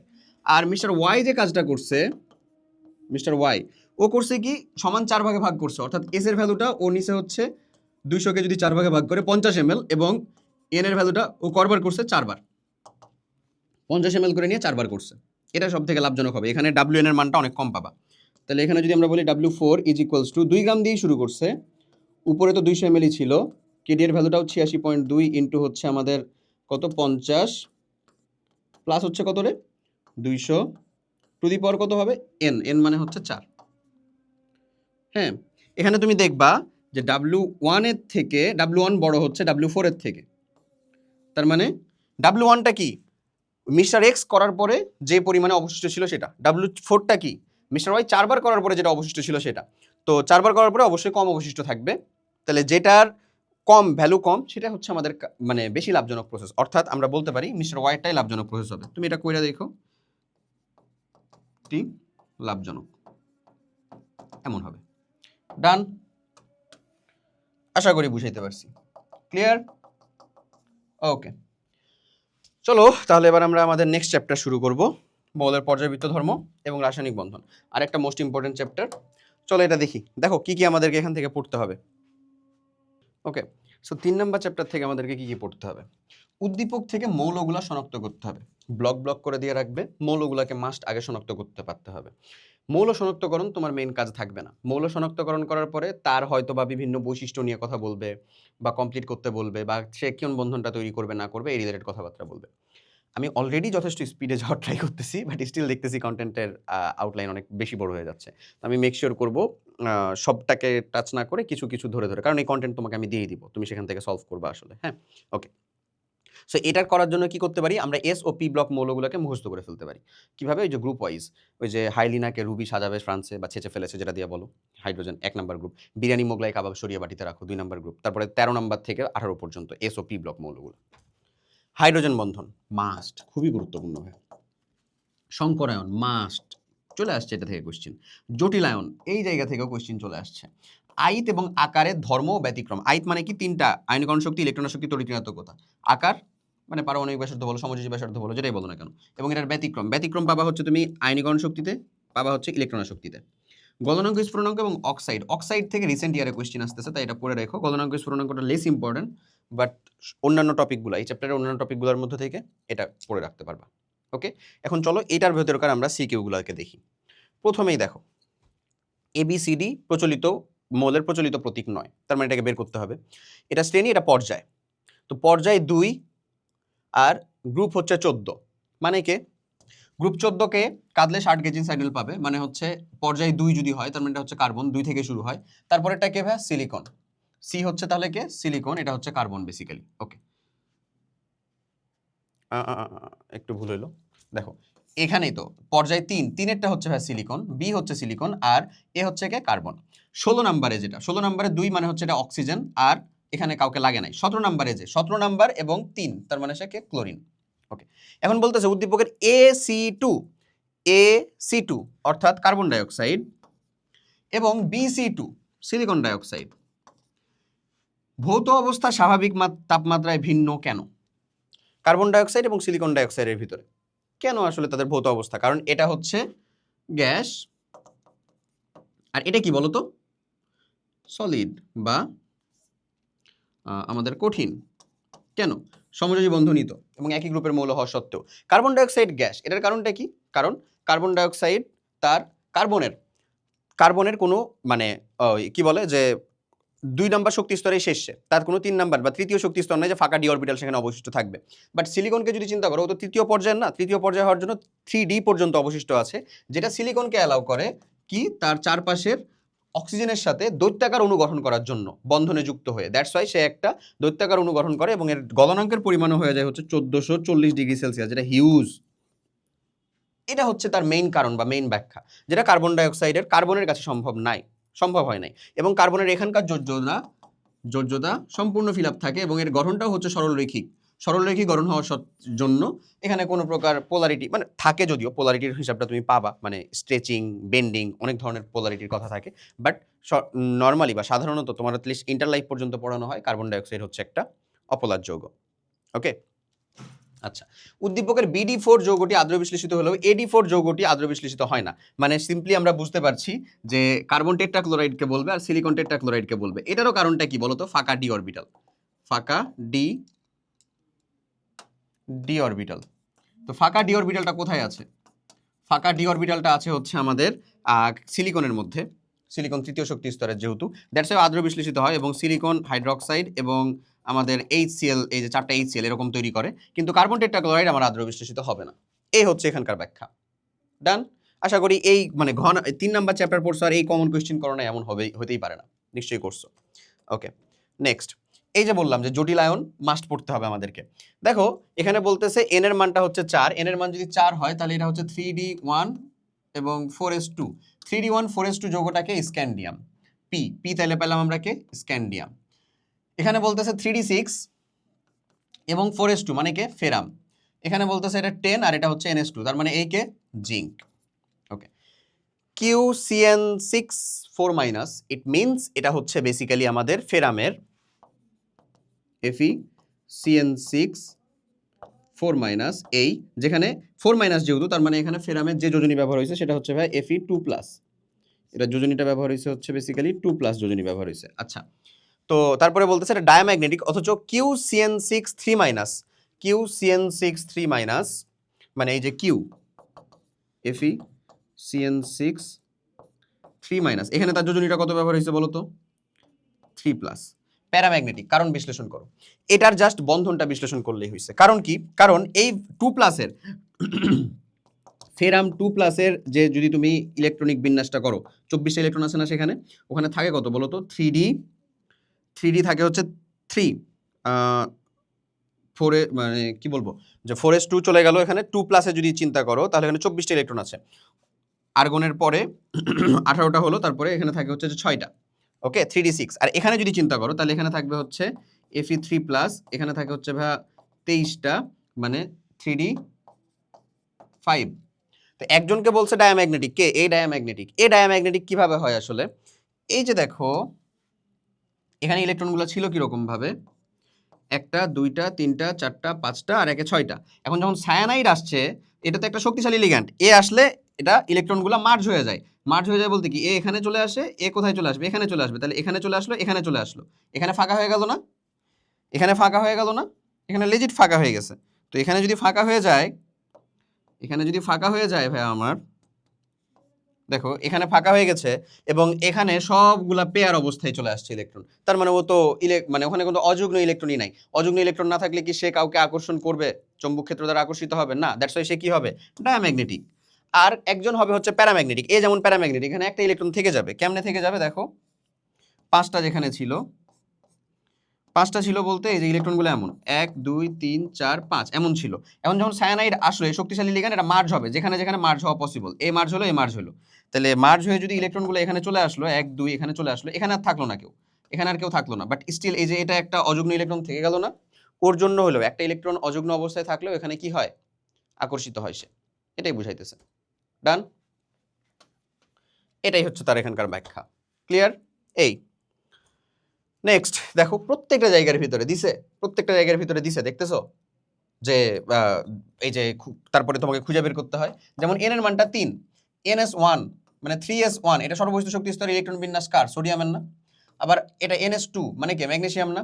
3s2। মৌল দুটির প্রথম আয়নীকরণ বিভবের মানের সাথে দ্বিতীয় আয়নীকরণ বিভবের মানের ব্যতিক্রম ধর্মিতার বিশ্লেষণ করো। প্রথম আয়নীকরণ মৌল দুইটার প্রথম আয়নীকরণ বিভবের সাথে দ্বিতীয় আয়নীকরণ বিভবের ব্যতিক্রম ধর্মিতা, অর্থাৎ এই যে দেখো এটার আয়নীকরণ বিভব প্রথমটার সাথে দ্বিতীয়টার কত বেশি পার্থক্য, কিন্তু পরেরটার পার্থক্য খুব বেশি না। প্রথমটা 738, পরেরটাও মানে পার্থক্য 700, মানে পরে দ্বিতীয় আয়নীকরণ শক্তির মানও হচ্ছে 700, কিন্তু এখানে দেখো কত গুণ, প্রায় 10 টাইমস, 10 গুণ বেড়ে গেছে। কেন? এই ব্যাখ্যাটা করতে হবে তোমাকে। তো সোডিয়ামের কথা যদি আমরা চিন্তা করি, সোডিয়ামের আউটার মোস্টের ইলেকট্রন বিন্যাস হচ্ছে এইটা, রাইট? আউটার মোস্টের ইলেকট্রন বিন্যাস হচ্ছে এইটা, নিয়নের পরে আউটার মোস্টের ইলেকট্রন বিন্যাস হচ্ছে 3s1। তো এই যদি একটা ইলেকট্রন ত্যাগ করে দেয় তাহলে সর্ববহিষ্ঠ শক্তি স্তরে 1s2 2s2 2p6 একেবারে সর্ববহিষ্ঠ শক্তি স্তর ফুলফিল 8টা দ্বারা। এখান থেকে একটা ইলেকট্রনকে ত্যাগ করতে গেলে অনেক শক্তি লাগবে, অনেক শক্তি লাগবে বলে এত লাগছে দ্বিতীয় আয়নীকরণ শক্তি। কিন্তু ম্যাগনেসিয়ামের কথা যদি চিন্তা করো, ম্যাগনেসিয়ামের তো 12 ভাইয়া, নিয়নের পরে কত? 1s2 মানে 3s2, একটা ইলেকট্রন ত্যাগ করতে লাগে হচ্ছে কত? 738। মানে প্রথমে যখন ম্যাগনেসিয়াম আমাদের 1 মোল ইলেকট্রন ত্যাগ করতেছে তখন সে ম্যাগনেসিয়াম প্লাস পাচ্ছে, আবার ম্যাগনেসিয়াম প্লাস আবার যখন একটা ইলেকট্রন ত্যাগ করতেছে তখন সে ম্যাগনেসিয়াম 2+ হচ্ছে। এই না? তো ম্যাগনেসিয়াম 2টা ইলেকট্রন পর্যন্ত ত্যাগ করার পরে সে আসলে কত নিয়নের ইলেকট্রন বিন্যাসটা অর্জন করতে পারে বা 1s2 2s2 2p6 অর্জন করতে পারে। আমি যদি এইবার তারপরে ম্যাগনেসিয়ামকে 3+ করতে চাই, মানে তার তৃতীয় আয়নীকরণ শক্তি নিয়ে আসতে চাই, তখন এখানেও দেখবো একবারে ড্রামাটিক্যালি অনেক বেশি চেঞ্জ, কারণ স্টেবল অবস্থাকে ভাঙা লাগতেছে। এটা হচ্ছে তার ব্যাখ্যা। ক্লিয়ার? একেবারে যতটুকু দরকার ততটুকু বলে দিচ্ছি, বলে আগাচ্ছি আর কি বেসিক্যালি। এরপরের কোশ্চেন দেখো, গ উদ্দীপকের 1 নং যৌগে কত প্রকারের বন্ধন আছে ব্যাখ্যা করো। খুবই সহজ, এই যৌগের মধ্যে বন্ধন আছে কি কি? প্রথমত আছে আয়নিক। আয়নিক কার কার মধ্যে বলো তো? এই যে সিলভার মানে ডাইঅ্যামিনো সিলভার ক্লোরাইড, যেটা এই যে সিলভার প্লাস এবং ক্লোরাইড মাইনাস, এটা হচ্ছে আয়নিক বন্ধন। এরপরে বলতেছে হচ্ছে যে তারপরে কি আছে, এটা হচ্ছে আয়নিক। তারপরে সমযোজী বন্ধনটা কোথায়? সমযোজী আছে হচ্ছে ভাইয়া এই যে অ্যামোনিয়ার ভিতরে NH আচ্ছা, তারপরে আছে কোথায়? সন্নিবেশ। সন্নিবেশ বন্ধনটা কেমনে? সিলভার প্লাস এর সাথে এই যে অ্যামোনিয়া, এটা হচ্ছে সন্নিবেশ। তাহলে এই 3টা প্রকারেরই বন্ধন রয়েছে, এটাই ব্যাখ্যা করতে বলছিল। ডান? ওকে। আবার দেখো PQR সবগুলোকে আমার বের করতে হবে। সর্ববহিষ্ঠ শক্তি স্তরের ইলেকট্রন বিন্যাস। এখানে N এর মানটা বলে দিছে হচ্ছে 2, P এর সর্ববহিষ্ঠ শক্তি স্তরের ইলেকট্রন বিন্যাস হচ্ছে কত? 1s1, তাই না? তার মানে ওকে হাইড্রোজেন। Q কে 2s2, যেহেতু 2 এর মানটা বসা দাও, 2s2 2p2, 2s2 2p2 মানে কত ভাইয়া? 6 মানে কে? কার্বন। তারপরে আর দেখো 2s2 2p3 7 মানে কে? নাইট্রোজেন। একে অক্সিজেন। উদ্দীপকের মতে কিউ ও আর এর হাইড্রাইড দ্বয়ের মধ্যে কোনটির বন্ধন কোণের মান বেশি, কারণ সহ বিশ্লেষণ করো। তার মানে প্রথমে শনাক্ত করতে হলো, তারপরে বন্ধন কোণে আসছে মানে সংকরণে ঢুকছে সে। কিউ আর এর হাইড্রাইড, কিউ এর হাইড্রাইড মানে কি? CH4 methane. ওয়াও। আবার হচ্ছে আর এর হাইড্রাইড মানে কি? নাইট্রোজেনের হাইড্রাইড NH3। তাহলে আমরা দুইটাই জানি যে দুইটার ভিতরে সংকরায়নটা কত হয় বলতো? sp3 সংকরায়ন হয়। এর বন্ধন কোণের মান বেসিক্যালি কত হয়? এখানে কোনো প্রকার লন পেয়ার ইলেকট্রন নাই, 109। একই সংকরণের ভিতরে একই সংকরণের মধ্যে বন্ধন কোণের মানের ডিফারেন্সটা হয় হচ্ছে লন পেয়ার ইলেকট্রনের জন্য কি? ভেসপার তত্ত্ব দিয়ে। ওই যে লন পেয়ার বিকর্ষণ সব থেকে বেশি হয়, তারপরে লন পেয়ার বন্ড পেয়ার, তারপরে বন্ড পেয়ার, রাইট? ওকে, তো লন পেয়ার বন্ড পেয়ার বিকর্ষণ এখানে আছে, আর এখানে শুধু বন্ড পেয়ার বিকর্ষণ। তো 109 ডিগ্রি 28 মিনিট, এটা হয় হচ্ছে কার? মিথেনের। আর অ্যামোনিয়াটার ক্ষেত্রে কত হয়? 107 ডিগ্রি হয়, রাইট? 107 ডিগ্রি হয় কেন? কারণ এর মাঝে একটা লন পেয়ার ইলেকট্রন থাকে, এই যে লন পেয়ার ইলেকট্রন। ডান, এটাই বুঝাইছিল। আবার যদি তোমাকে বলতে এস এর কথা, তাহলে এসে আবার বন্ধন কোণের মানটা আরো কম, কারণ ওখানে 2টা লন পেয়ার ইলেকট্রন থাকে। ওর বন্ধন কোণের মানটা কত হয় বলো তো ভাইয়া? 104 ডিগ্রি, রাইট? এই ব্যাখ্যা আমার জন্য খুব সহজ বলা, তোমার জন্য বোধহয় একটু কঠিন লাগতেছে, বাট যেহেতু একেবারে লাস্ট টাইম, মেক শিওর করো, ট্রাই করো এই টাইপ এবং এই ধরনের যে কোয়েশ্চেনারিজগুলো সেগুলোকে সব থেকে বেশি দেখে যাওয়ার। ওকে, ABCD যৌগসমূহের স্ফুরণাঙ্কের তারতম্যের কথা বিশ্লেষণ করতে হবে। এখানে আমার আণবিক ভরের কথা বলছে। আচ্ছা, যদিও জিনিসটা একটু অসম্পূর্ণ করে রাখছে, ABCD মৌলগুলার আমাদের, তাহলে আমরা যেটা বুঝতে পারতেছি, এ কে আমাদের ফ্লোরিন, তারপরে কে আমাদের ক্লোরিন, তাই তো? তারপরে ব্রোমিন, তারপরে আয়োডিন। এই স্ফুরণাঙ্কের তারতম্যের কারণ বিশ্লেষণ করব আমরা। জিনিসটা হচ্ছে এর স্ফুরণাঙ্কের পরিমাণটা দেখো কত ছিল? সব থেকে বেশি HF, এটা প্রায় আয়নিকের মতন কাজ করে। তড়িৎ ঋণাত্মকতার পার্থক্য দিয়ে আমরা প্রায় আয়নিক হিসেবে চিন্তা করব এটাকে। তারপরে যদি চলে আসো মানে HCl, তড়িৎ ঋণাত্মকতার পার্থক্যের উপর নির্ভর করে এটা পোলার সমযোজী হয়, বাট স্টিল সমযোজী। তারপরে HBr আর একটু যাচ্ছে। এখন কথা হচ্ছে যে যত আবার বাড়তেছে, এই যে এটার পরে এটা প্রায় আয়নিক হওয়ার জন্য এখানে আকারটার কোনো ইম্প্যাক্ট পড়ে না, এটা ডিরেক্ট হচ্ছে প্রায় আয়নিক হওয়ার জন্য আয়নিকের মতন হচ্ছে তার স্ফুরণাঙ্কের কাছাকাছি চলে গেছে, বা সব থেকে বেশি। ক্লোরিনে সব থেকে ড্রপ করছে, কারণ কি? কারণ এখানে আকারটাও খুব বেশি বড় এরকমও না, মানে ওদের ভিতরকার যে আকর্ষণ শক্তি বা বল সেটাও যে খুব বেশি এমনও না। আবার আবার কি বলে হচ্ছে যে সেটা মানে তড়িৎ ঋণাত্মকতার পার্থক্য এতও বেশি না, বা ওখানে যে হাইড্রোজেন বন্ধন উপস্থিত আছে এমনও না। HCl এর ভিতরে কিন্তু হাইড্রোজেন বন্ধনও নেই, HF এর মধ্যে হাইড্রোজেন বন্ধন আছে, সেটাকেও তুমি টানতে পারো। তারপরে যখন আমরা যাচ্ছি তখন আবার হচ্ছে যে কেন স্ফুরণাঙ্কটা বাড়তেছে? কারণ এদের আকারটা অনেক বড়।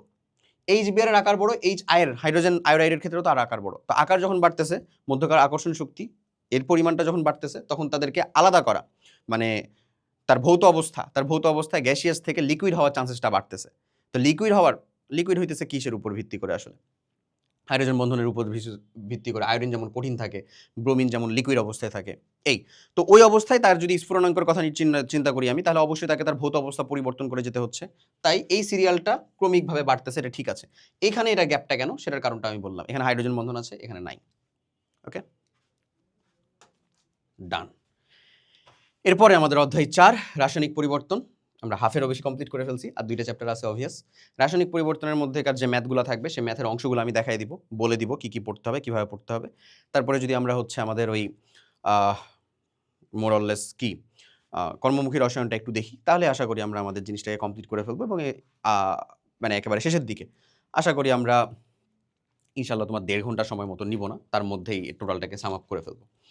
আসো যদি আমরা বলি যে এটা বিক্রিয়া হার, প্রথম জিনিস খুব গুরুত্বপূর্ণ, আসেই সক্রিয়ণ শক্তি মাস্ট কমপ্লিট করতেই হবে। ওকে, তারপরে হচ্ছে বাফার, মিশ্রণে তার প্রকৃতি এবং বাফার ক্রিয়া। বাফার থেকে কোশ্চিন চলে আসছে, ধরো যদি কোশ্চিনটা স্ট্যান্ডার্ড করতে চাই, কঠিনের কথা বলতেছি না, স্ট্যান্ডার্ড সবাই পারবে এরকম। কেপি কেসি এর সাম্যাঙ্ক, এখান থেকে পেঁচাতে চাইলেই পেঁচাতে পারি, কঠিন করতে চাইলেও এই জায়গাটা ইম্পর্টেন্ট। কঠিন করতে চাইলে আরেকটা জায়গা ইম্পর্টেন্ট, সেটা হচ্ছে বিক্রিয়ায় তাপের পরিবর্তন, একেবারে লাস্ট টপিক। প্রশমন তাপ যদি দেয়, তার মানে হচ্ছে কোশ্চিন স্ট্যান্ডার্ড, সবার সুবিধার জন্য দেখা কোশ্চিন করা হয়েছে। এই চলো তাহলে কিছু কোশ্চিনারিজ দেখি।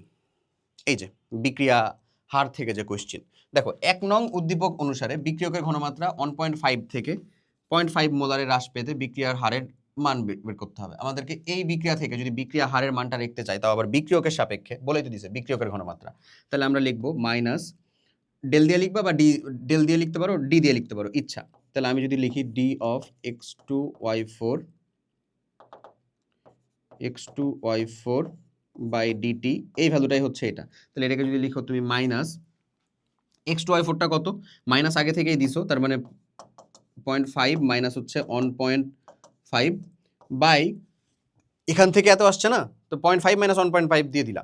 এরপরে বলছে ওইটার সময়টা কত লোক লাগছিল, ওইটার মধ্যে একটা টাইম ডিফারেন্স।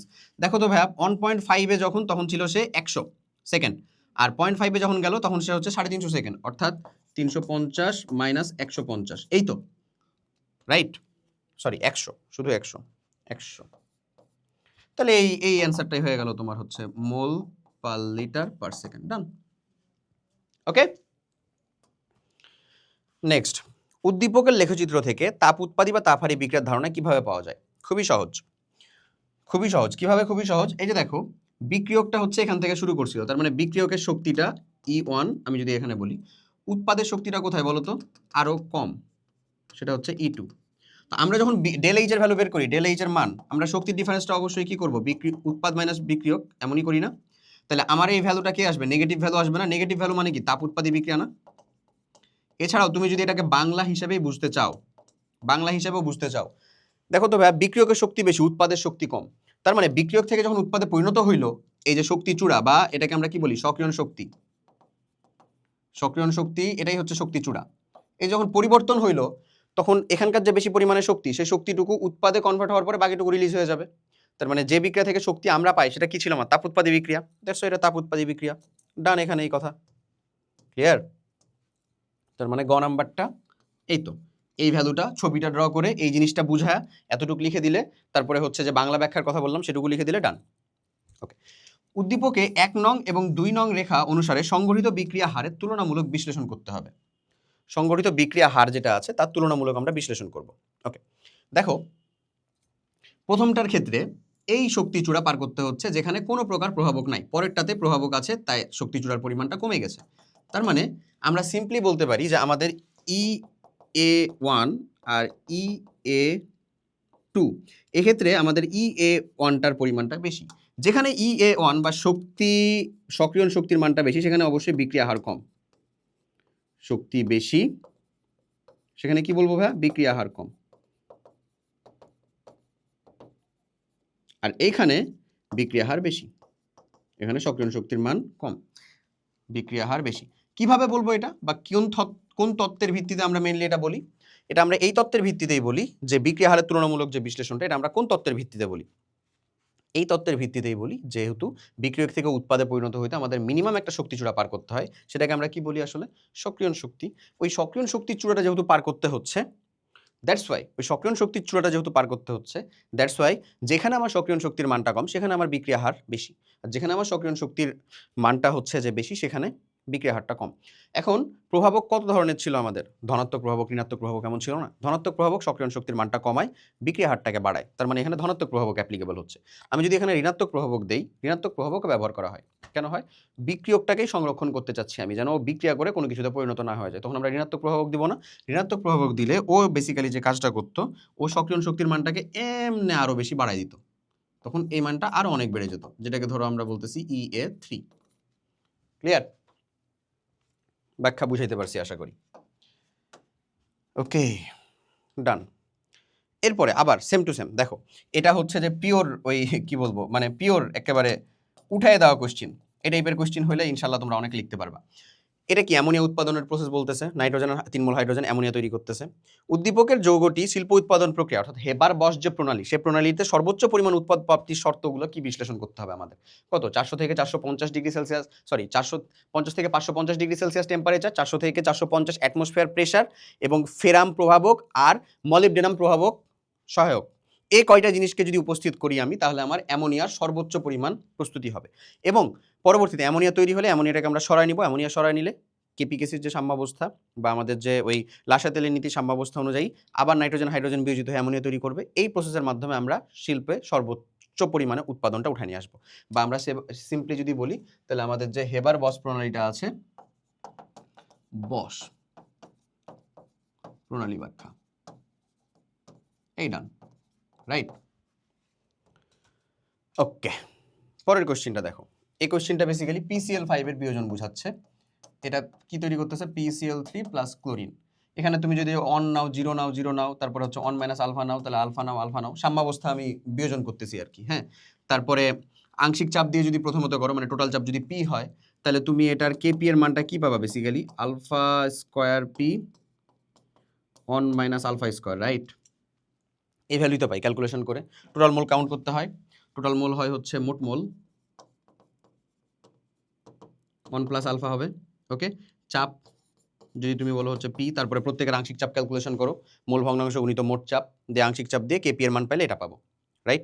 তো এখানে আমাকে বলে দিচ্ছে যে উদ্দীপকের বিক্রিয়া সিস্টেমের মোট চাপ কত হলে, মানে পি এর মানটা কত হইলে X5 30% বিয়োজিত হবে, মানে আলফা এর মানটা হবে হচ্ছে 0.3 আর কেপি এর মানটা হচ্ছে 1, তাহলে 1 ইজ ইকুয়ালস টু 0.3 তার স্কোয়ার ইন্টু পি বাই হচ্ছে 1 মাইনাস 0.3 তার স্কোয়ার। তো এই ক্যালকুলেশন করে আমি পি এর ভ্যালু পাবো না?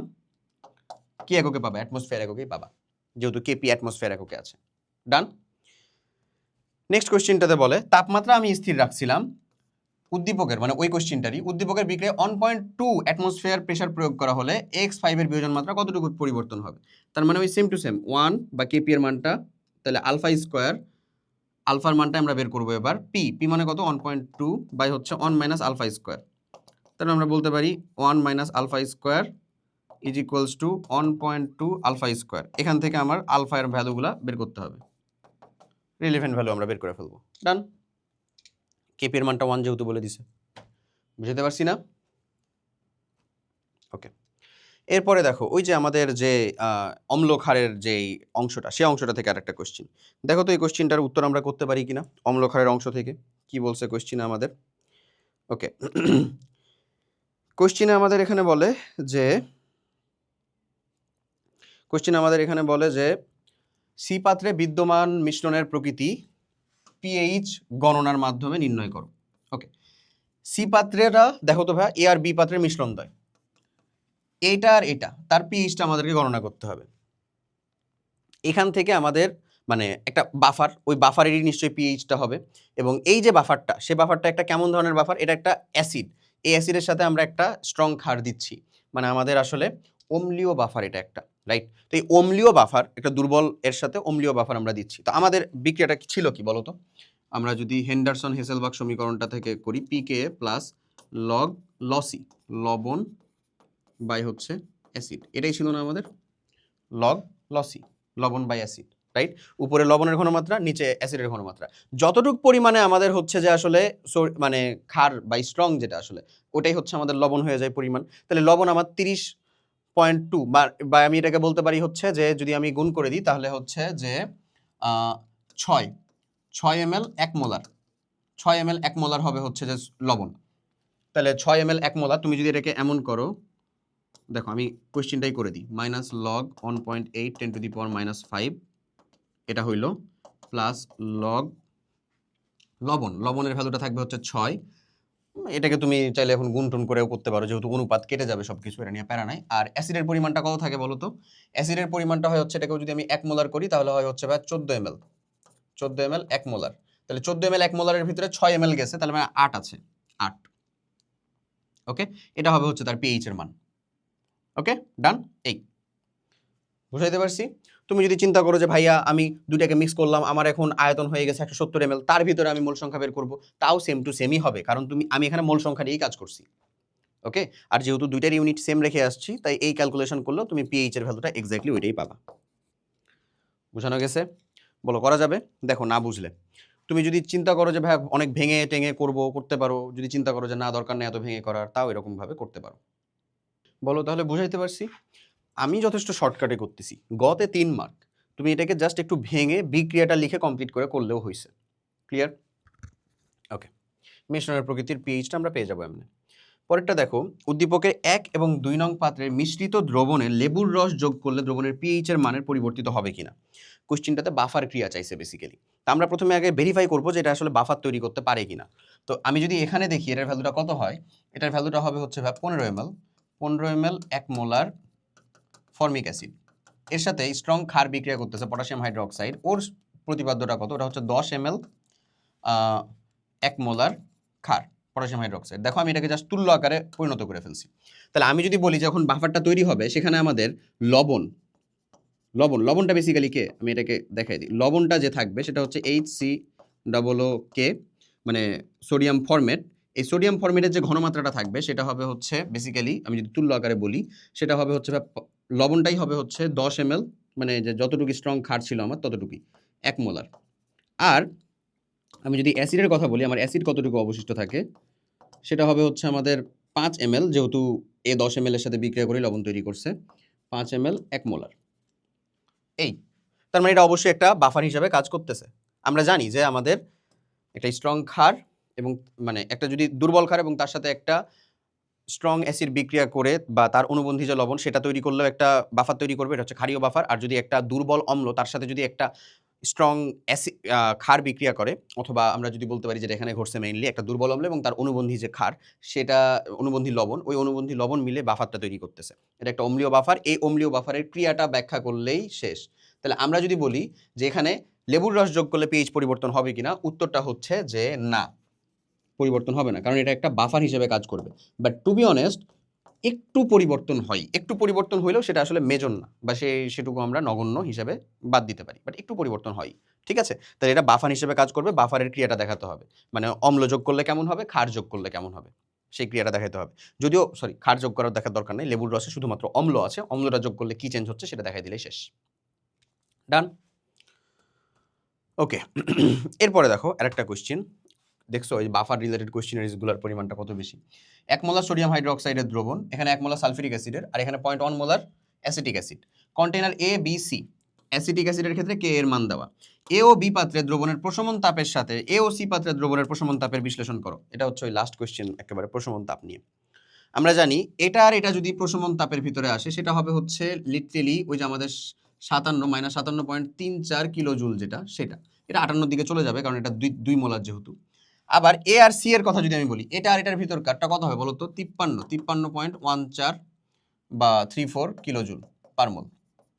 তাহলে এখানকার ডিফারেন্সটার কারণটা কি? ডিফারেন্সটার কারণটা হচ্ছে এটা একটা সবল অ্যাসিড সবল ক্ষার, এরা সবল অ্যাসিড সবল ক্ষার যখন বিক্রিয়া করতেছে, তখন প্রশমন তাপের ক্ষেত্রে এখানে 2 মোল পানি উৎপন্ন হচ্ছে যদিও, বাট আলটিমেটলি মানে হাইড্রোজেন আর হাইড্রোক্সিলি সর্বোচ্চ পরিমাণে আয়ন যতটুকু তারা ডেলিভার করতে পারে ততটুকু পরিমাণে বিক্রিয়া করে পানি তৈরি করছে, এবং ওখানকার বিক্রিয়া তাপটাই কাউন্ট হচ্ছে। কিন্তু যদি আমি যে কোনো একজনকে একটু উইক নেই, লাইক কাকে উইক নিয়েছি আমি, হচ্ছে যে এখানে অ্যাসিড বা অম্লটাকে উইক নিয়েছি, ও আমার সম্পূর্ণ পরিমাণে হাইড্রোজেন আয়নকে ডিসোসিয়েট করতে পারে না, ও হাইড্রোজেন আয়নের ডিসোসিয়েশন কনস্ট্যান্টই দেওয়া আছে। অর্থাৎ মানে এটা যদি পার্সেন্টেজ আকারে দেওয়া থাকতো, এটা একটার আন্ডারে এত পার্সেন্টেজ দেওয়া থাকলে এটা বুঝাইতে হচ্ছে আসলে 1.80 × 10⁻³ অর্থাৎ প্রতি 100টার ভিতর থেকে অতটুক করে মাত্র কি হয়, ডিসোসিয়েট হয় বা বিয়োজিত হয়। বুঝছো? তো যদি অতটুক করে বিয়োজিত হয়, অতটুক বিয়োজিত হইলে এখানে অনেকগুলো অণু আছে মানলাম আমি, মানে অনেকগুলো অণু আছে যেখান থেকে হাইড্রোজেন আয়ন আসতেছে, বাট সেখানকারও সম্পূর্ণ যাচ্ছে না। সম্পূর্ণ যদি না যায় তার মানে এখানকার সম্পূর্ণ হাইড্রোক্সিল অণুর সাথেও বিক্রিয়া করতে পারতেছে না। দ্যাটস ওয়াই যেহেতু হাইড্রোজেনের পরিমাণ কম এবং হাইড্রোক্সিল কম সংখ্যকের সাথে বিক্রিয়া করে কম সংখ্যক পানির অণু তৈরি করতেছে, তাই ওখানে আমাদের বিক্রিয়া তাপের পরিবর্তনটাও কম। সেটা কত হবে? ওই -53.14 কিলোজুল। এটা হচ্ছে এটা সলিড ব্যাখ্যা। ওকে? তোমাকে এই কথাটুকুই বাংলায় লিখে দিতে হবে। তারপরে হচ্ছে যে মানে ইকুয়েশনটা দেখাই দিতে হবে। তারপরে বিক্রিয়া তাপের পরিবর্তনটুকু কতটুকু সেটা বলে দিতে হবে। তাহলেই ডান। ক্লিয়ার? ওকে, এরপরে আমরা আমাদের নেক্সট চ্যাপ্টারে চলে যাব। আসলে এই চ্যাপ্টার থেকে আমাদের মোটামুটি ডান। তো ওইখানে আমরা কেপিকেসি রিলেটেড যে জিনিসগুলো করলাম খুব কম সংখ্যকই করছি, হয়তো বা মাত্র 2টা টাইপের দেখানো হয়েছে। তুমি ওইখানকার আন্ডারের কিছু ম্যাথ যতটুকু পারো দেখে যেও, করে যেও।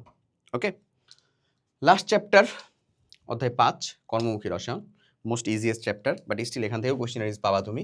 প্রথমে যে জিনিসটা পড়বা সেটা হচ্ছে প্রিজারভেটিভস, ন্যাচারাল এবং আর্টিফিশিয়াল দুইটাই। এবং এর ক্ষেত্রে ওই যে আমাদের যে প্রিজারভেটিভগুলো রয়েছে অ্যান্টি মাইক্রোবিয়াল, তারপরে হচ্ছে অ্যান্টিব্যাকটেরিয়াল, অ্যান্টিমাইক্রোবিয়াল, অ্যান্টিব্যাকটেরিয়াল, তারপরে হচ্ছে আমাদের যে ওই ক্লেটিং এজেন্ট সবগুলাই ওকে কমপ্লিট করবা। ওই বিএইচএ, বিএইচটি, টিবিএইচকিউ, পিজি এগুলা কে কি কিভাবে কাজে লাগে প্রত্যেকটা। এরপরে দেখো ভিনেগার তৈরি বিক্রিয়া সহ, অর্থাৎ আমাদের ডাইস্যাকারাইড থেকে মেইনলি ভিনেগার পর্যন্ত আমরা যাই। অর্থাৎ প্রথমে ডাইস্যাকারাইডকে ভাঙি আমরা গ্লুকোজ, ফ্রুক্টোজ অথবা 2 অণু গ্লুকোজ অথবা 2 অণু ফ্রুক্টোজ যেটা পাইলাম। এটা পাওয়ার পরে সেটাকে ভাঙলাম, মানে প্রত্যেকটাতেই কি, কি দেয়া? ওখানে ইনভার্টেজ এনজাইম দাও, এটা দিয়েই তো মেইনলি ভাঙা হয়। যদি সুক্রোজ থাকে সুক্রেজ এনজাইম দিবা, ইনভার্টেজ এনজাইম দিবা। এটা দিয়ে মেইনলি তাকে ডাইস্যাকারাইড থেকে প্রথমে মনোস্যাকারাইডে ভাঙলাম। তারপরে জাইমেজ এনজাইমের ক্রিয়াতে আমরা সেটাকে অ্যালকোহলে পরিণত করি। কি থেকে? একটা সুগার থেকে। সুগার থেকে তারপরে ওই যে অ্যালকোহল আসলো সেটাকে আমরা অ্যাসিটোব্যাক্টার বা মাইক্রোডার্মা অ্যাসিডি দিয়ে কিসে পরিণত করি? ইথানোয়িক অ্যাসিডে পরিণত করি। সেটা 6 থেকে 10% বা 4 থেকে 10% জলীয় দ্রবণটাকে আমরা বলতেছি হচ্ছে ভিনেগার। তারপরে সাসপেনশন কলার, এটা তোমার শর্ট সিলেবাসের বাইরের অংশ থেকে যুক্ত হইছে, অবশ্যই দেখবা। খাদ্য নিরাপত্তা, এটা একেবারে ফার্স্টের দিকের অংশ, যেটা থেকে মাঝে মধ্যে গ বা ঘতে একটা বর্ণনামূলক কোয়েশ্চেন দিয়ে দেয়। বাংলাতে ব্যাখ্যা করতে হয় এমন। চলো দেখি। ডাইস্যাকারাইড, ইথানল, খাদ্য সংরক্ষক। ডাইস্যাকারাইড যেকোনো একটা ধরো, সুক্রোজই ধরলা, সুক্রেজ বা ইনভার্টেজ দিয়ে প্রথমে নিয়ে গেলা হচ্ছে যে গ্লুকোজে, গ্লুকোজ থেকে নিয়ে যাবা হচ্ছে ইথানলে জাইমেজের পরে মাইক্রোডার্মা অ্যাসিডি বা অ্যাসিডোব্যাক্টার দিয়ে নিয়ে যাবা কোথায় বলো তো? খাদ্য সংরক্ষক, মানে ইথানোয়িক অ্যাসিডের জলীয় 4 থেকে 10% জলীয় দ্রবণ বা অ্যাসিডিক অ্যাসিডের 4 থেকে 10% জলীয় দ্রবণ ভিনেগারে। উদ্দীপকের আলোকে খাদ্য সংরক্ষকটির বিক্রিয়া প্রস্তুতি সমীকরণ লিখো। ডান, যা যা মুখে বললাম তা তাই লিখবা। আশা করি এটা তো কঠিন না, সহজ। বইটা খুলে 5 নাম্বার চ্যাপ্টারটা খুললে এটা পাবা। বইটা আসছিল একবার 10 মার্কের কোশ্চেন হিসেবে। আচ্ছা, খাদ্য সংরক্ষণটির কার্যকারিতার ক্রিয়া কৌশল ব্যাখ্যা করো। খাদ্য সংরক্ষণটির কার্যকারিতার ক্রিয়া কৌশল হচ্ছে মেইনলি এই যে CH3COO- প্লাস হচ্ছে H+। এটা যেহেতু একটা দুর্বল অম্ল, তাই এটা হাইড্রোজেন প্লাস আয়নটা তৈরি করে। হাইড্রোজেন প্লাস আয়ন যখনই কোনো ব্যাকটেরিয়ার উপস্থিতিতে আসে, ওর সাথে বিক্রিয়া করে তার সে পানি শুষে নেয়, সে তাকে নিষ্ক্রিয় করে ফেলে। কার্যকরী ব্যাকটেরিয়া বা মাইক্রোবস যাই বলো না কেন, জীবাণু, এখান থেকে সেটা হবে সেটা নিষ্ক্রিয়। মানে এখানে 2 ধরনের জিনিস হয়, হ্যাঁ? একটা হচ্ছে ব্যাকটেরিওসাইড আর একটা হচ্ছে ব্যাকটেরিওস্ট্যাট। ব্যাকটেরিওসাইড মানে ব্যাকটেরিয়াকে মেরে ফেলবে রীতিমতো। আর ব্যাকটেরিওস্ট্যাট মানে তার কার্যকারিতা করবে, থামায় দিবে। তো এটা বেসিক্যালি কার্যকারিতা থামায় দেয়, যে নিষ্ক্রিয় করে ফেলে। আবার অনেক জায়গাতে দেখবা যে মৃত ব্যাকটেরিয়াও দেয়। তো মৃত ব্যাকটেরিয়া কথাটা ঠিক না আসলে, নিষ্ক্রিয় করে ফেলে। ওকে, নিষ্ক্রিয় ব্যাকটেরিয়া বানায়, এটাই তার কার্যকারিতা। এবং এখানে এটা যেহেতু হচ্ছে যে একটা দুর্বল অম্ল, তাই এটা হাইড্রোজেন আয়নটা তৈরি করতেই থাকতে পারে। ওকে, যেহেতু এটা উভমুখী একটা বিক্রিয়া, এটা হাইড্রোজেন আয়ন কমে গেলে আবার সে হাইড্রোজেন আয়ন প্রডিউস করবে, এমন সাম্যাবস্থা থেকে। এটাই তার কার্যকারিতার কৌশল। ওকে, খাদ্য নিরাপত্তা নিশ্চিত করতে উদ্দীপকের সি বিষয়টির গুরুত্বপূর্ণ। খাদ্যের পর্যাপ্ততা, অবশ্যই খাদ্যের পর্যাপ্ততা মানে হচ্ছে যে জীবের যে পরিমাণে খাবার প্রয়োজন বা মানুষের যে পরিমাণে খাবার প্রয়োজন তার থেকে যদি কম হয় খাবার, অবভিয়াসলি তুমি ডিস্ট্রিবিউট করতে পারবা না। প্লাস খাদ্যের পর্যাপ্ততা অবশ্যই থাকা লাগবে, মানে আমার কাছে অ্যাভেলেবিলিটি থাকা লাগবে। আমার ক্ষুধা লাগছে, আমি খাইতে চাচ্ছি, বাইরে গেলাম দোকানপাটে খাবার নাই, লাভ আছে? নাই। ওই দোকানপাটে খাবার আসতেছে না কেন? উৎপাদন হয় নাই তাই ধরো, বা আরও অনেক ভিন্ন ভিন্ন কারণে আসলে খাবার এসে পৌঁছায় না, এমন কারণ হইতেই পারে। বাট কোথাওই খাবার পাচ্ছ না তুমি, তার মানে কি খাদ্যের পর্যাপ্ততাতে সমস্যা। খাদ্যের পর্যাপ্ততার সমস্যার মধ্যেকার মেজর সমস্যা হতে পারে খাবার পর্যাপ্ত পরিমাণে উৎপাদন হচ্ছে না, প্রসেস হচ্ছে না। তো এখানে রসায়নের ভূমিকাটা রয়েছে, ওটার কথাই বলা হচ্ছে। ওকে, এ ও বি দুটির ক্ষেত্রে রসায়নের ভূমিকা অপরিহার্য। খাদ্য উৎপাদন ও সংরক্ষণ, এটাও খাদ্য পর্যাপ্ততার সাথে জড়িত। উৎপাদন সংরক্ষণের সমস্যা হলে খাবার তুমি অ্যাভেলেবল পাবা না। খাদ্যের নিরাপদ মজুদ ও গুণগত মান রক্ষা, খাদ্য তুমি উৎপাদন করলে পরে সেটাকে মজুদ করতে পারছো না, সংরক্ষণ করতে পারছো না। খাবারটা যেখানে উৎপাদন হয়েছে ওখান থেকে তোমার কাছে আস্তে আস্তে নষ্ট হয়ে গেছে, লাভ আছে? নাই। আবার তুমি সংরক্ষণ করতে পারছো কিন্তু মান নষ্ট হয়ে গেছে, তুমি সেই পরিমাণে ভিটামিন বলো বা মানে যেটা উদ্দেশ্য করে আর কি খেতে চাচ্ছ সেটা পাচ্ছ না, তাহলে লাভ আছে? নাই। তো এই জিনিসগুলাকে আসলে এত জিনিস পড়ার পরে এই জিনিসগুলাকে বলা আসলে রিডিং করবা, এটাকে রিডিং করবা ভালো মতন, মানে রিডিং পড়লেই হচ্ছে যে লিখতে পারবা। এগুলাতে একেবারে মানে নিজের ভিতরে একেবারে সাহিত্যিক নিয়ে এসা সাহিত্যের মনের মাধুরী মিশায় লিখবা।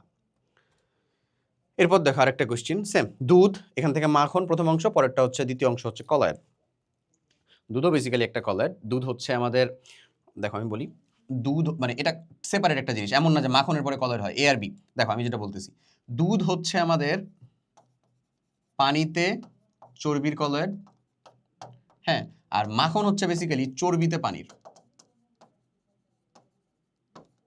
দুইটা ডিসপার্স ফেজ এবং ডিসপার্সড পার্ট আলাদা আলাদা। উদ্দীপকের দ্বিতীয় অংশের কণিকাসমূহ সাধারণ অবস্থায় জমাটবদ্ধ হয় না, ইলেকট্রোলাইটের জমাটবদ্ধ করা যায়। হ্যাঁ, সাধারণ অবস্থায় কলয়েড সাসপেনশন জমাটবদ্ধ হয়ে যাবে, কিন্তু কলয়েড সাধারণ অবস্থায় জমাটবদ্ধ হয় না। দুধ বলো যদি রেখে দাও থেকে যাবে, বাট ইলেকট্রোলাইট যোগ করো ওখানে একটু, তুমি হচ্ছে যে লেবুর রস যোগ করে দাও, দেখবা আলাদা হয়ে যাবে, পানি আলাদা হয়ে যাবে, চর্বি আলাদা হয়ে যাবে।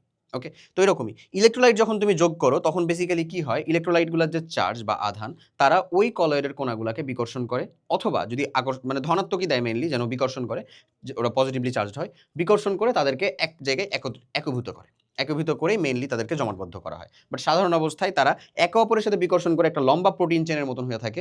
একে অপরকে যদি বিকর্ষণ করে থাকে, বাহ্য থেকে তোমার কোনো শক্তি নেই, তার মানে এটা স্টেবল আকারে থাকবে, এটা বোঝায়। দ্যাটস ওয়াই সাধারণ অবস্থায় তারা জমাটবদ্ধ হয় না, কিন্তু ইলেকট্রোলাইট যোগ করার পরে জমাটবদ্ধ হয়। এই প্রোটিন চেনটাকে ভেঙে দেওয়ার মাধ্যমেই তারা জমাটবদ্ধ হবে। এই লাস্ট কোশ্চিন, সেটা হচ্ছে থ্যাংক ইউ। লাস্ট কোশ্চিন তো না, লাস্ট। আমি তোমাকে এতটুকুই বলবো, best of luck, B brave, এটা তোমাকে দিতেই হবে। সো ইনশাল্লাহ তুমি পারবা। জাস্ট নিজের উপর ভরসা রাখো,